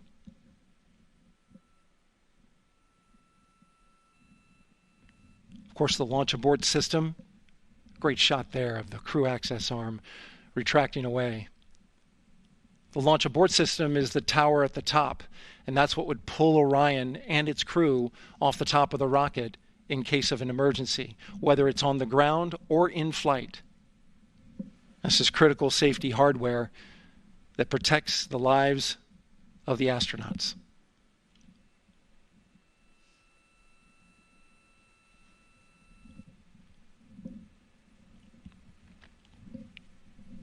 Starting at T-minus 6 minutes, the GLS will start bringing that and other high-energy systems online, starting with core stage pressurization.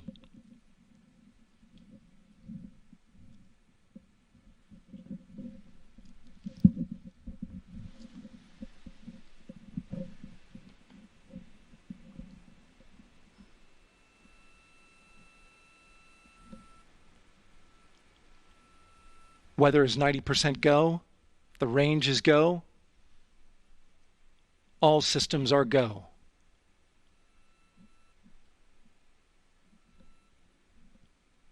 GLS is go for core stage tank pressurization.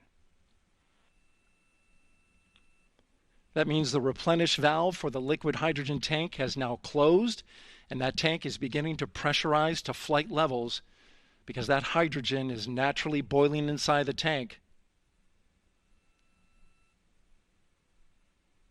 We'll get the liquid oxygen tank a little later in the count. Now the team is waiting for verification that, if needed, the Artemis II crew could use the launch abort system to pull Orion safely off the top of the rocket in an emergency. Let's listen in for that call. GLS verifies last capability available. And CDR, do you copy? CDR copies, last available. That's great news, and you heard the NTD verify that with the commander of the mission. GLS is go for FTS arm. Now work is being done to arm the flight termination system. This is so the range safety can send a flight termination command if the rocket flies too far off track. There's a brief built-in delay so the launch abort system has time to pull the astronauts to safety first. GLS is go for LH2 high flow bleed check. All right, the high flow bleed check. That's so the cryo team gets verification that the RS-25 engines, all 4 of them, are in the proper temperature range for launch.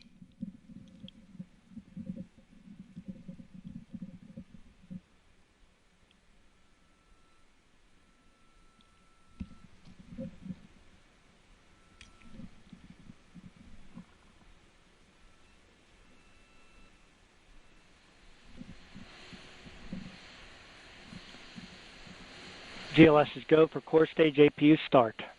Core stage APUs start. Those are auxiliary power units, high-speed turbines which provide pressure to hydraulic pumps that steer the RS-25 engines. We're going to see a gimbal test a little later at T-minus 2 minutes and 30 seconds. This is what allows that to happen.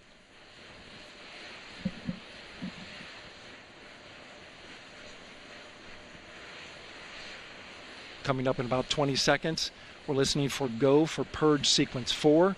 That's a helium purge of the 4 core stage engines downstream of the propellant valve.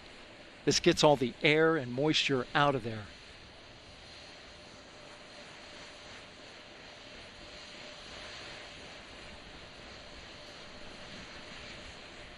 GLS is go for purge sequence 4. Moving through the milestones. All is looking good.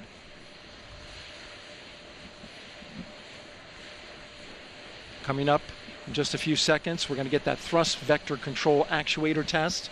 This is a gimbaling of the engines.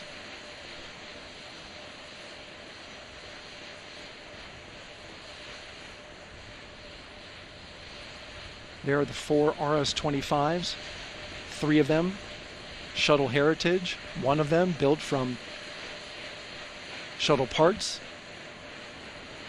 And there you see them moving.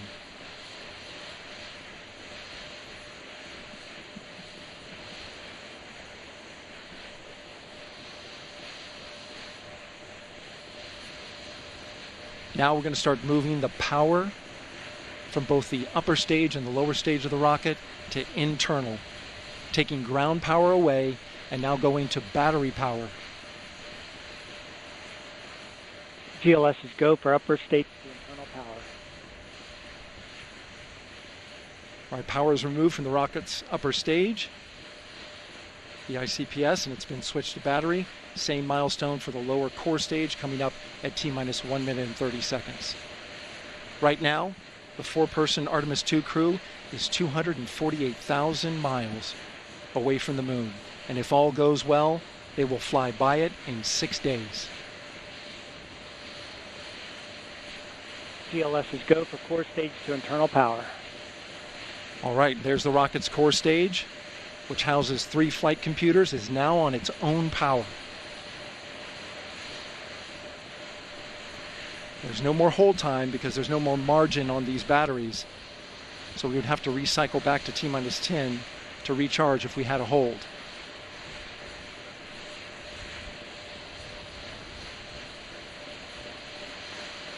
One minute.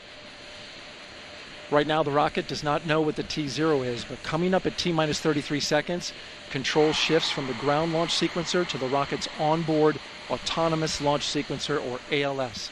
The rocket will count itself down, but honor any holds that could come from the ground. Now, shortly after liftoff, Houston will take control of the rocket, and my colleague Gary Jordan will take over commentary. GLS is go for ALS.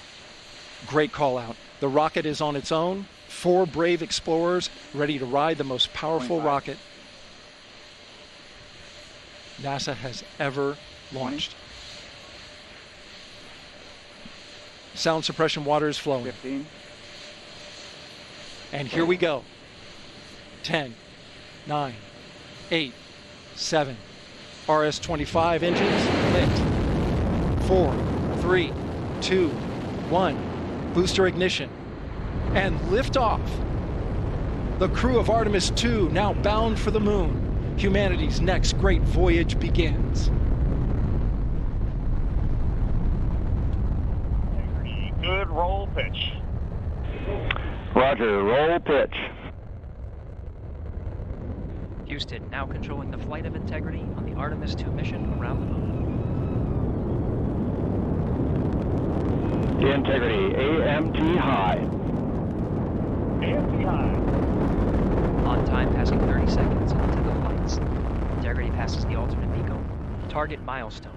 Mission Control Houston seeing good performance on the 4 main engines. Space Launch System core stage. Integrity, 3 miles in altitude. Traveling more than 1,200 miles per hour.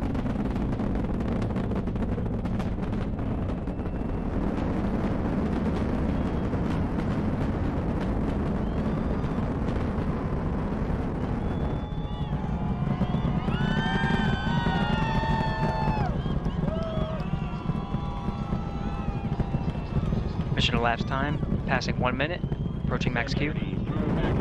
On, Ponce de Leon. Stan, we have you loud and clear on Ponce de Leon. Have you the same. Communication signal transfer confirmed as Integrity and its crew go supersonic. Approaching 90 seconds into the Artemis II mission. Integrity is 14 miles in altitude, 8 miles downrange, traveling more than 2,600 miles per hour.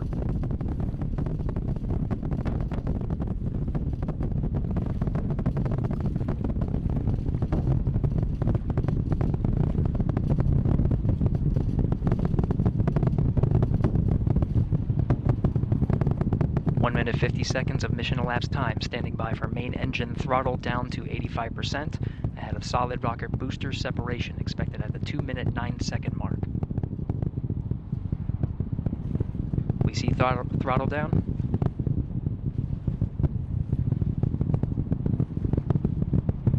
Confirmed separation. Main engines throttling up, guidance converged.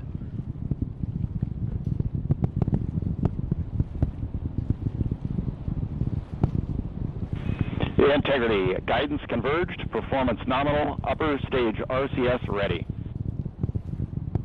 Copy all, Stan. Integrity, SM priming complete. SM priming complete. 2 minutes 45 seconds of mission elapsed time into the Artemis II mission. Thrusters on Integrity and upper stage confirmed in a ready state, ahead of service module fairing separation.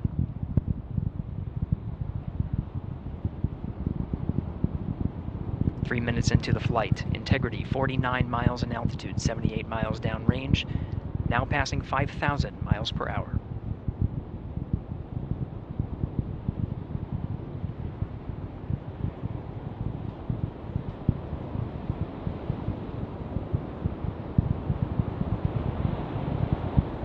Standing by for launch abort system jettison. Houston Integrity, good last jettison, great view. Copy jettison, Team Eco 8+02. We see the same on board, Stan. And Houston has you loud and clear on TDRS at the Kármán line. Outstanding, Stan, we have you the same.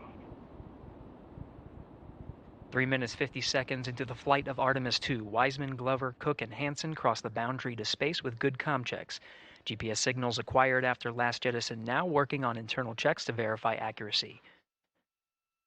Flight Dynamics Officer analyzed the time of main engine cutoff, confirmed at 8 minutes 2 seconds, time of MECO.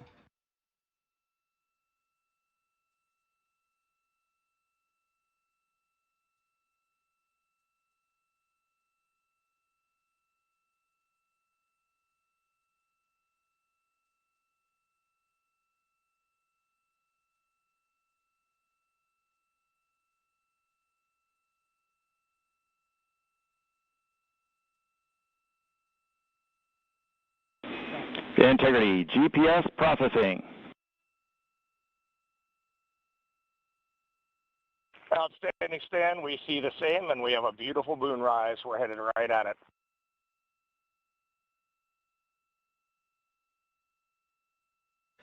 Approaching 5 minutes into the flight, Commander Reid Wiseman confirms he has visuals of his destination. GPS guidance, navigation, and control software finishes internal checks and sends to navigation channels.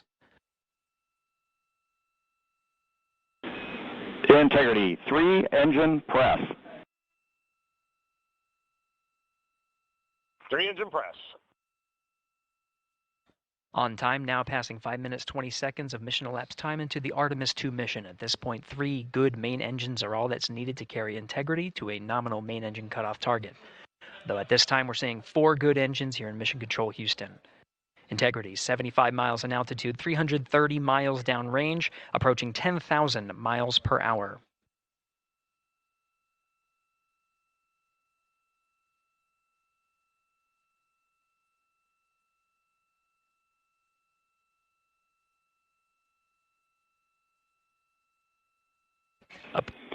Integrity, looking good at 6 minutes. Same on board, Stan. Good trajectory and engine performance. Booster officer will soon report the shutdown plan to Flight Director Judd Friedling, expected at the 7-minute mark. Integrity, 78 miles in altitude, 460 miles downrange. Integrity, expect nominal shutdown. Integrity copies nominal shutdown.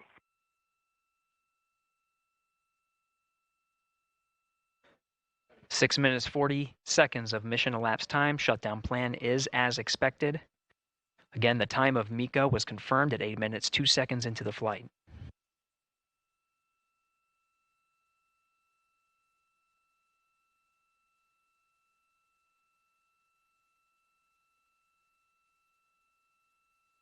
Seven minutes of mission elapsed time. Throttling down as we approach the abort once around option. Milestone at the 7-minute 30-second mark. Now 84 miles in altitude, 650 miles downrange, traveling more than 15,000 miles per hour. Integrity, AOA open. AOA open. The window is now open for an abort once around option that would target splashdown in the Pacific Ocean. Still following nominal ascent at this time.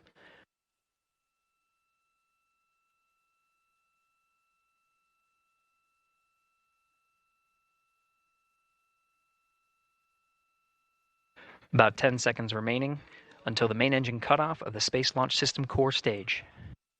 Standing by for confirmation of MECO and core stage separation.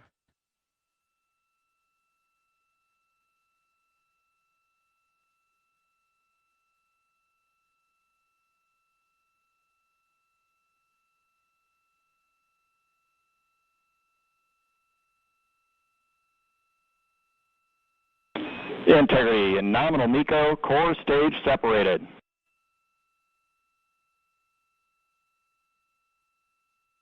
We see the same on board, Stan.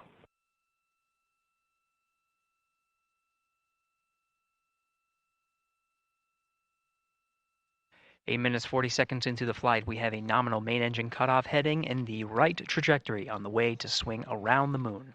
Core stage has separated, done its job. The Space Launch System upper stage, the interim cryogenic propulsion stage, or ICPS, still attached to the Orion spacecraft.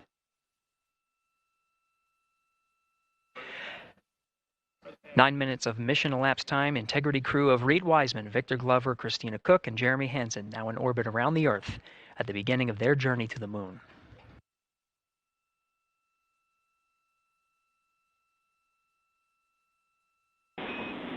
Integrity Houston, looking ahead to PRM numbers so far per the pad.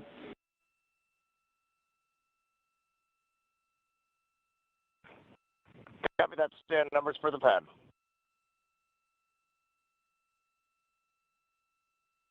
Capcom Stan Loves now reminding the crew that the perigee raise maneuver time of ignition is as expected prior to booster ignition.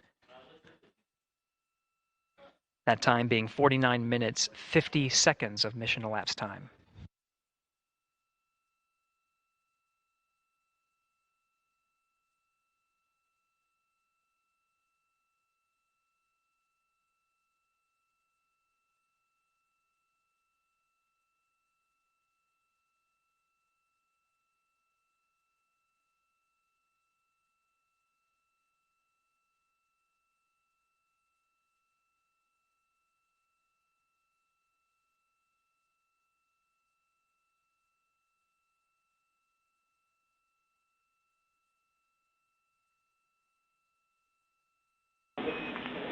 Integrity, good. Neds deploy.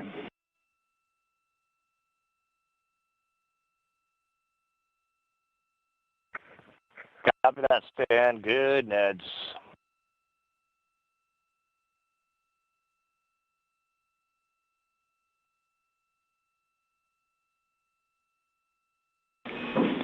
And Integrity Houston for PWD setup. Just a reminder, halfway open on the secondary. We copy that, Stan. Halfway open.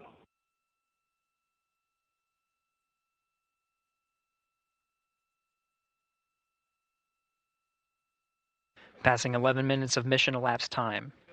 Here, overhearing the conversation between Capcom Stan Love and Commander Reid Wiseman, already passing some milestones. We have a good nozzle extension deployment system. That is confirmed, complete. We also have the visors are confirmed up. Now past the dynamic phase of flight, that is ascent. Their launch and entry suits that provided them an extra layer of protection. Now not as needed. They're going to raise those visors. And later in today's mission, they will begin to egress or get out of the suits to begin some of their initial tasks of activating some of the systems aboard in the Integrity spacecraft. It's passing 12 minutes of mission elapsed time. Again, the perigee raise maneuver that's targeted near 50 minutes of mission elapsed time, 49 minutes, 50 seconds. That's what the crew is going to be working towards. The Commander Reid Wiseman pilot, Victor Glover, will focus on preparing for that milestone. In the meantime, Mission Specialist Christina Koch and Jeremy Hansen will start some of the activation of environmental control life support systems. You may hear confirmation of their activation over the Orion to Earth communication network.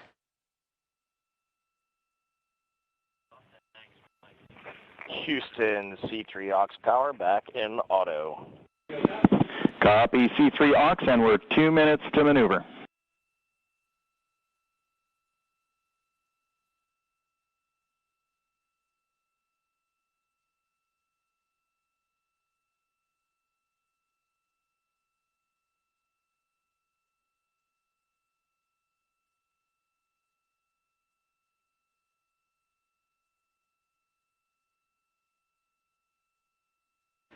"13 minutes and 30 seconds of mission elapsed time. We're going to continue to follow the crew of the Artemis II mission. They are beginning their journey around the moon to verify the systems that will take us to its surface. An incredible ascent. Artemis II is underway. Reid Wiseman, Victor Glover, Christina Koch, and Jeremy Hansen begin their journey to the moon. Still milestones to come up as we await solar array deploy and the critical burns that will get Integrity into high Earth orbit around the Earth before engines are fired to get us around the moon. We'll keep tabs on Integrity and its crew from here in Mission Control Houston. But for now, we're going to send it back to you, Megan and Nicole at the Kennedy Space Center. Very jealous to hear how the launch experience was over on the Space Coast. Yeah, Gary, if people are just joining us, welcome back to the Space Coast, where we just saw Artemis II lift off 14 minutes ago. And wow, what an amazing launch, and an emotional one too. As soon as the rocket lifted off, Nicole, you had tears in your eyes, I had tears in my eyes, and we had all these people around us cheering. It was amazing. Yeah, the energy was wonderful. I mean, it was a beautiful launch.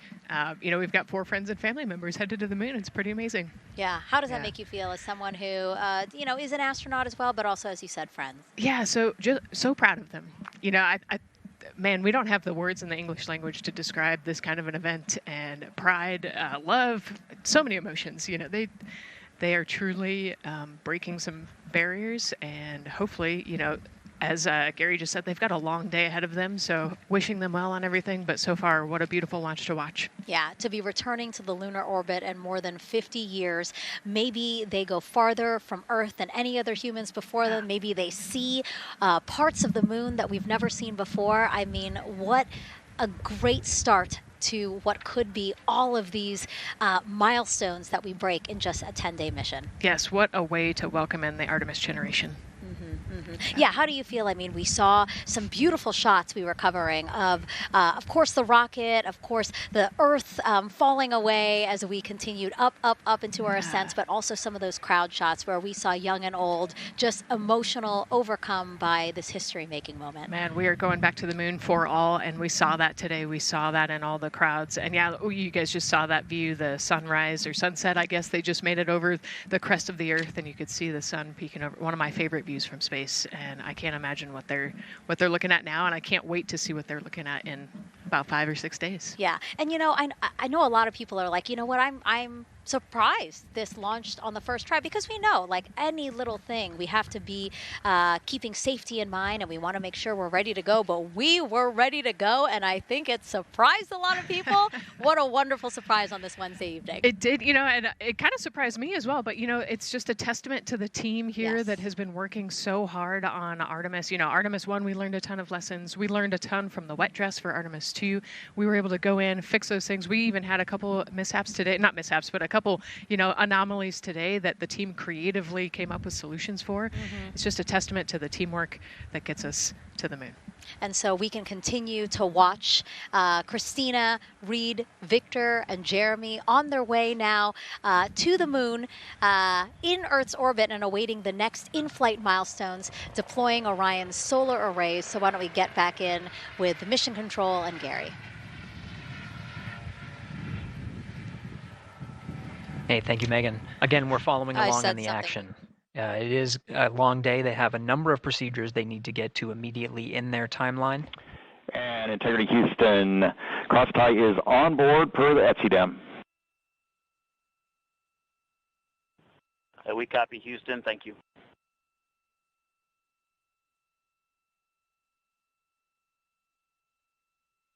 Cross-tie referring to flight controllers here initiating a connection between some of the batteries aboard the Orion spacecraft, allowing for an even distribution of power. This is the flight control teams that took us through ascent of the Artemis II mission today.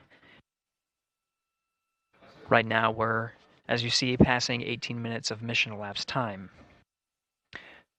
The Orion spacecraft integrity and the interim cryogenic propulsion system are maneuvering tail to sun. It is in this orientation, this attitude. Integrity, any words on that momentary prop caution?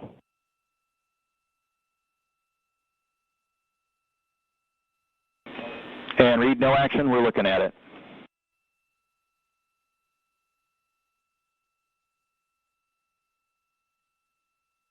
Commander Reid Wiseman verifying what is being routed to his displays aboard integrity. Propulsion engineer confirming that no action is needed at this time. They're pressing through with their nominal procedures to prepare for the perigee raise maneuver. And of course, the solar array wing deploy ahead of that.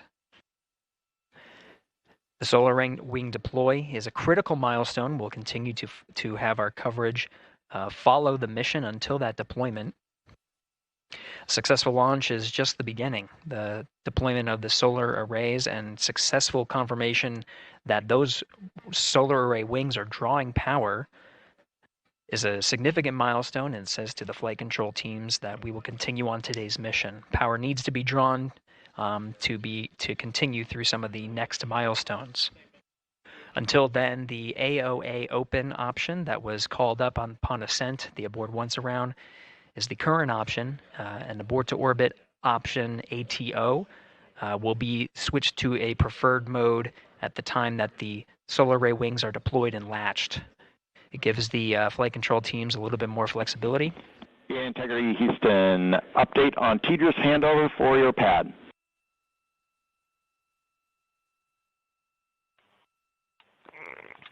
Give us just 1 minute.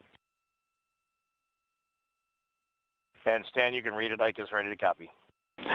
Roger. TDRS handover east to west expected 1 second earlier at 5:1 minutes, 26 seconds.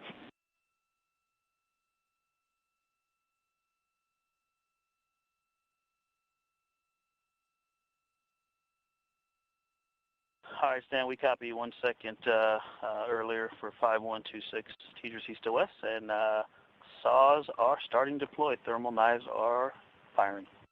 We concur. Thanks for the report.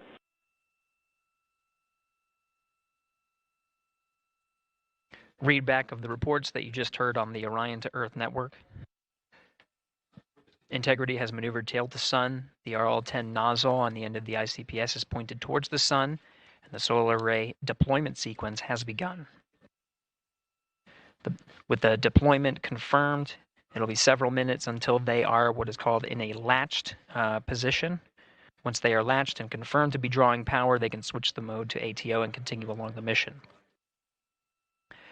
The teacher's handover at the pad, that message meant the crew was provided some preliminary numbers of when to expect handovers between the tracking and data relay satellites. Currently orbiting Earth at an altitude of 545 statute miles above the Earth, they are in a near-Earth network communication system. The tracking and data relay satellites, geosynchronous satellites that are stationed about 23,000 miles above the Earth. After the apogee rays burn, that occurs later today, the burn itself will put them in an altitude that surpasses the range of the tracking and data relay satellites, and they will transition to the deep space network today. And Integrity, for prop messages, we see 2 temperature measurements right near the line. It's that momentary message you saw earlier. We're going to suppress those. It's CM helium heater 2 T1 and heater 1 T1. They're going suppressed. Integrity, thank you. We see the same.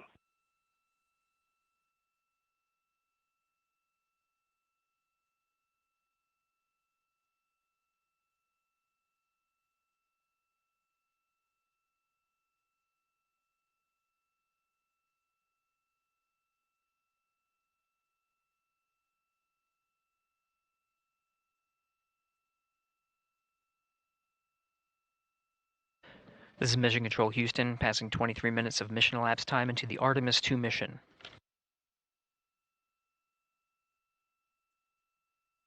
This is after a launch that began at 5:35 and 12 seconds Central Time, 6:35 and 12 seconds p.m.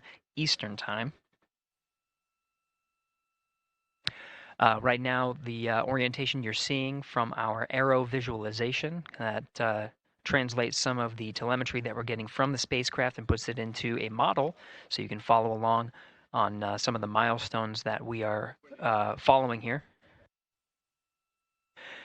The RL-10 nozzle that you see at the left end of your screen, though it is currently not firing, that nozzle is pointed towards the sun, and the solar arrays are currently deploying.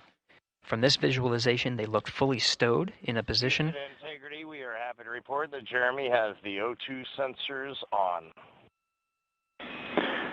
Copy O2 sensors.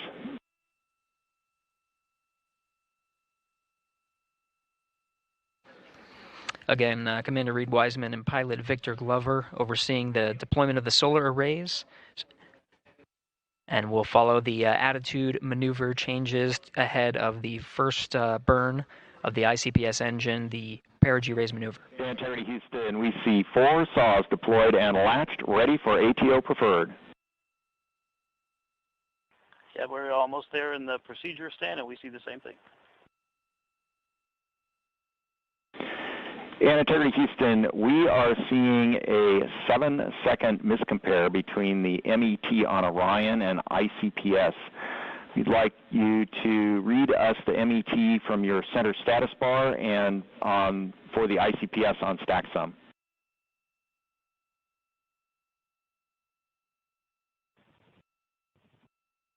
And Stan, we see a absolutely precise alignment. MET 25, 14, 15, 16, precisely aligned with ICPS MET. Copy, thank you for that. We'll investigate a ground issue. And Houston Integrity, ATO preferred set. Copy, ATO preferred.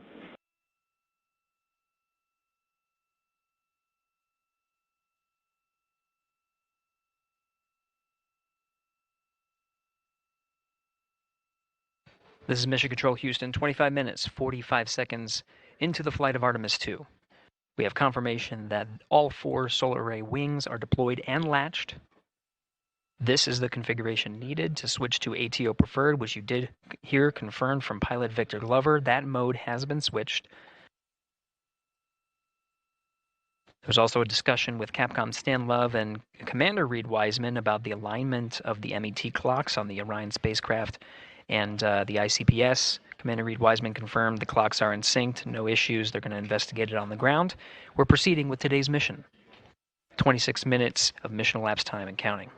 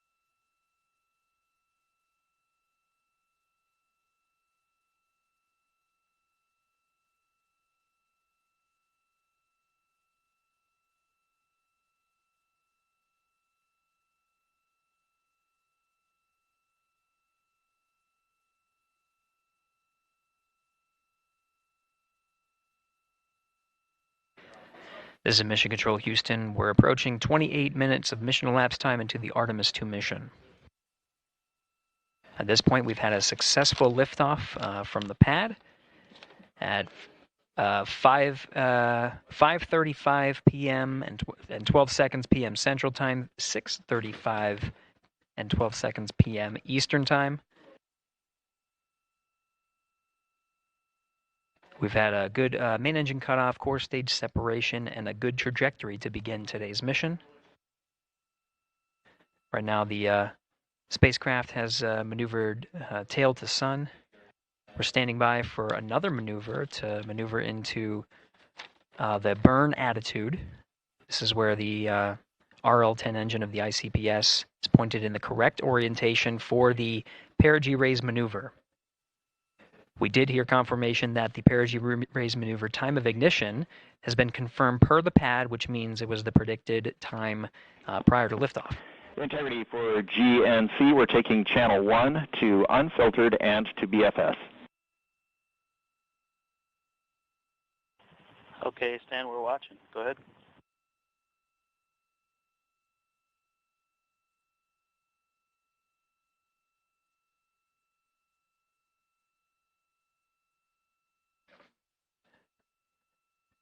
Capcom Stan Love reading up to the crew of Integrity.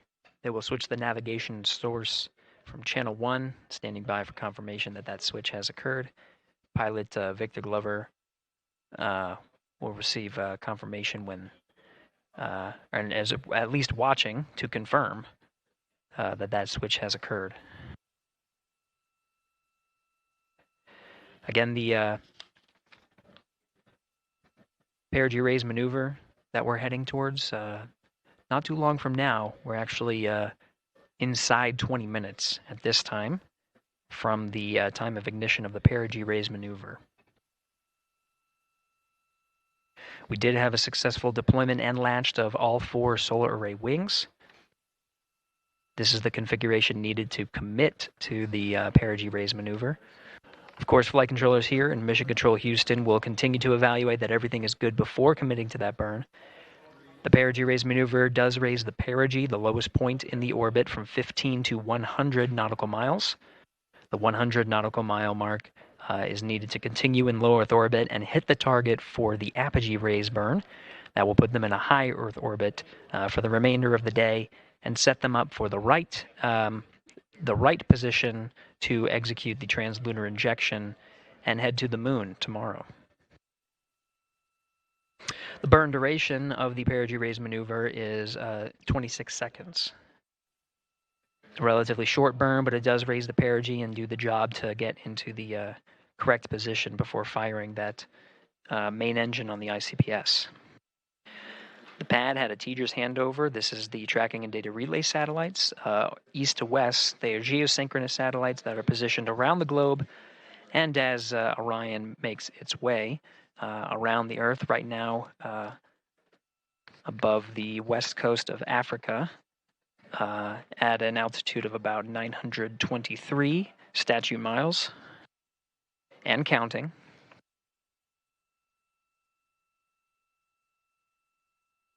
The perigee raise maneuver is not executed at the perigee. It is rather executed on the, actually closer to the apogee. But what it does is it raises the perigee on the other end of the orbit to 100 nautical miles.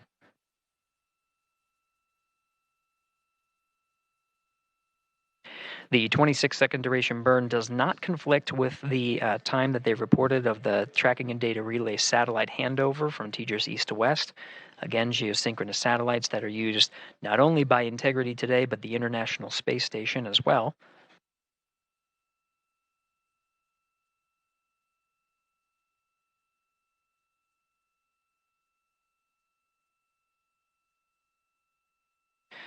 That time of handover is 51 minutes, 26 seconds. Plenty of margin before the perigee raise maneuver cutoff happens, and the trajectory is analyzed to see whether it was a good burn. A good burn means that the burn was performed as expected and sets the trajectory on course for that 100 nautical mile perigee target mark.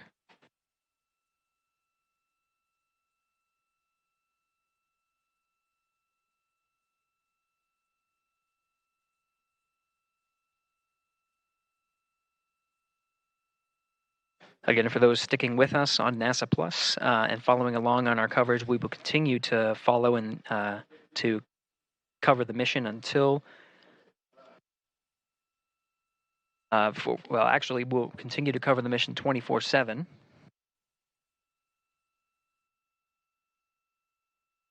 But we'll wrap up our coverage here shortly. And now that solar array wing deployment has occurred on NASA Plus and Amazon Prime. Again, we will continue coverage 24/7 at the NASA YouTube channel. For those that want to see all of the upcoming milestones, there are select times where we will be coming back to NASA Plus and other streaming platforms. You can go to nasa.gov to find the latest on when to find those activities. Given that this is an operational mission, we do want to make sure that we are maintaining transparency in the mission and providing you all the information on what's happening in space as Reid Wiseman, Victor Glover, Christina Koch, and Jeremy Hansen head on their mission around the moon.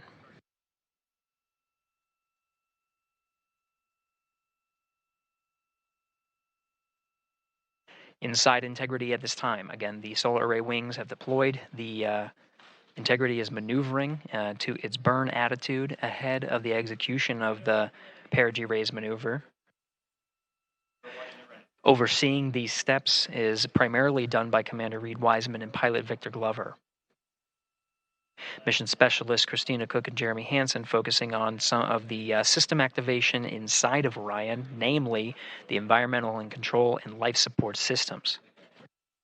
The activation and checkout of some of these critical systems are very important to continuing on the mission, making sure that those systems are in a good condition and in a reliable condition to provide the necessary environmental and control needs of the crew, with humans on board through the duration of the mission that extends 10 flight days.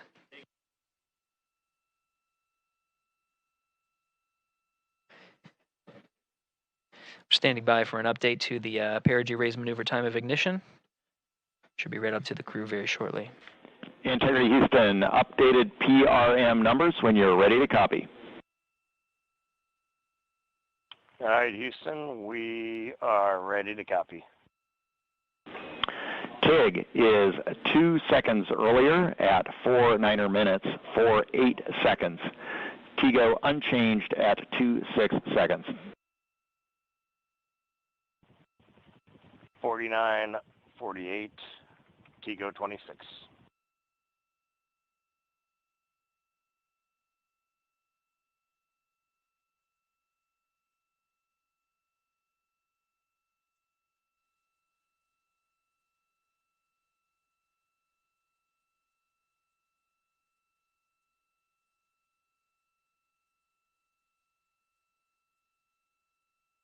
This is Mission Control Houston. With that update, we are approaching a little more than 13 minutes from the time of ignition of the perigee raise maneuver. That time updated to be 2 seconds earlier was 49 minutes, 50 seconds of mission elapsed time.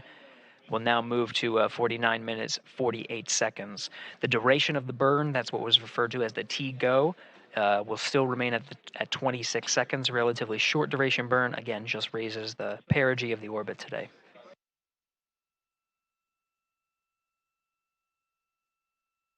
Making sure they hit the mark on that time of ignition is the primary concern of Commander Reid Wiseman and pilot Victor Glover. Mission Specialist Christina Koch and Jeremy Hansen inside activating those environmental control and life support systems.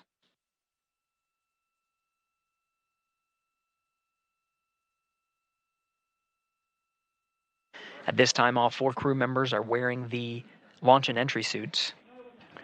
Integrity Houston, for Optimus on the PCD, we have time update instructions when you're ready.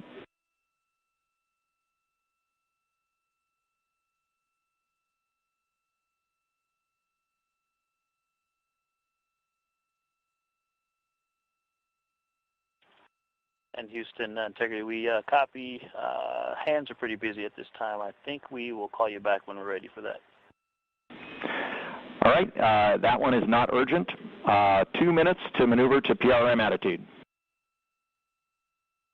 We are watching and concurred. 90 seconds-ish, maybe.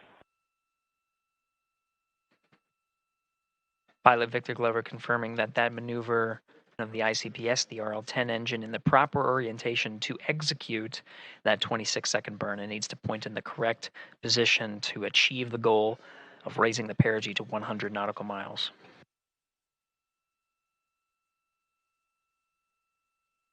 You heard some of the environmental control system activations over Orion to Earth. Jeremy Hansen activated the O2 sensors. They'll be measuring the cabin of Orion.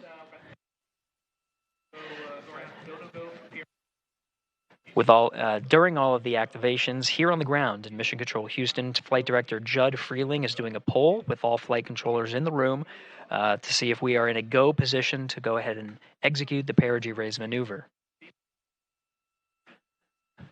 Once concluded, Stan Love will report it back up to the crew, and we'll stand by for that.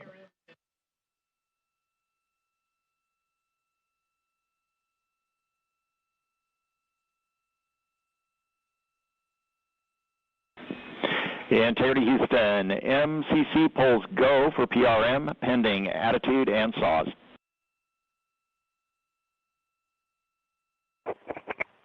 Okay, we copy. MCC is go. Maneuver starting.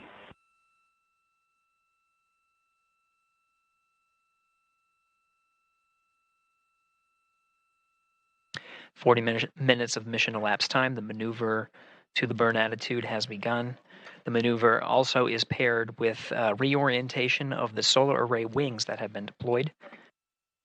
They will have various positions throughout the duration of the flight. Of course, solar array is meant to maximize the draw of power from the sun. So when deployed, we're in a biased solar array wing configuration that was called solar normal. This allows for the greatest surface area of the solar array wings to be drawing power and powering up those batteries of integrity, of which a cross-tie was enabled between the 4 batteries the 4 battery buses that are inside of Orion. However, for the perigee raise maneuver, the solar array wings will be put into a position to take on the loads imparted by the ICPS main engine when they execute the 26-second burn. You can see in the animation here, the solar array wings are in motion, and the attitude is being reconfigured to point the engine in the correct direction, those solar array wings being pointed forward.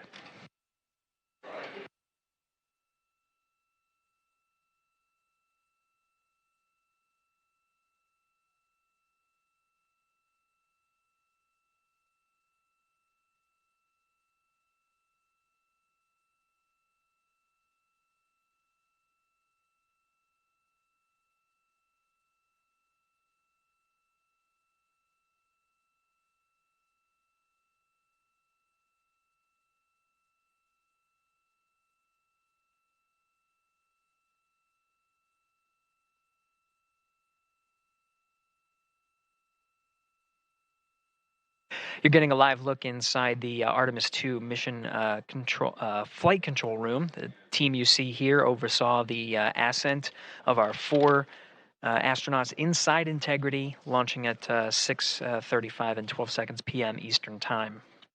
Now again, this room will be occupied 24 hours a day, 7 days a week, with flight controllers shifting on 3 shifts to oversee 24/7 operations of Artemis II while in flight. We will cover that live on the NASA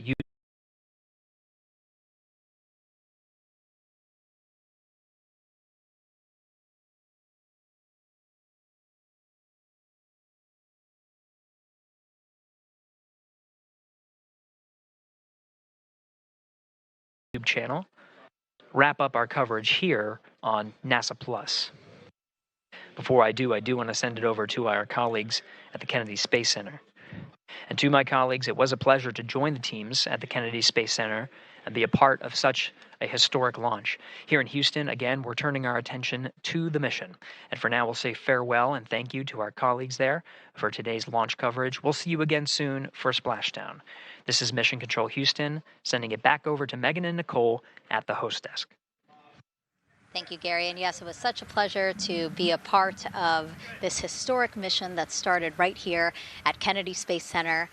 It was such an amazing sight to be a part of. And now, as Reid Wiseman, Victor Glover, Christina Koch, and Jeremy Hansen begin their journey, we here at the Kennedy Space Center are about to wrap our broadcasts. We'll, of course, though, have 24/7 coverage with our colleagues at Johnson Space Center starting as soon as we sign off, so don't worry. You can follow along our 4 astronauts every minute of their nearly 10-day journey to the moon and back. Nicole, I'll definitely be watching it, and I'm sure you will too. Yes, of course. You know, they just started, right? The launch was beautiful. This was a historic day. They're on their way back to the moon for the first time in over half a century, but they've got a lot of work ahead of them, and so we're excited to see what they have to do and excited to test out the Orion spacecraft. This is a test flight after all, and we're excited to see what we can learn from this mission. Very humbling, inspiring. It was really amazing to be a part of this, and I'm so glad that so many people joined along by either watching here in person or watching online. And of course, Nicole, thank you so much for sitting through this, answering questions, adding so much context and information that really brought a lot out of what we saw today. Oh man, I had a blast. You're a rock star. You're a professional. Gosh, this was great. You're great. So this was a wonderful day. Well, again, thank you so much, and thank you to you for watching at home. You know, tonight we didn't just launch a rocket, we launched the next chapter of human exploration. Our Artemis II crew now on their way back to the moon, and we're taking you with us. So thank you again for watching, and go Artemis II.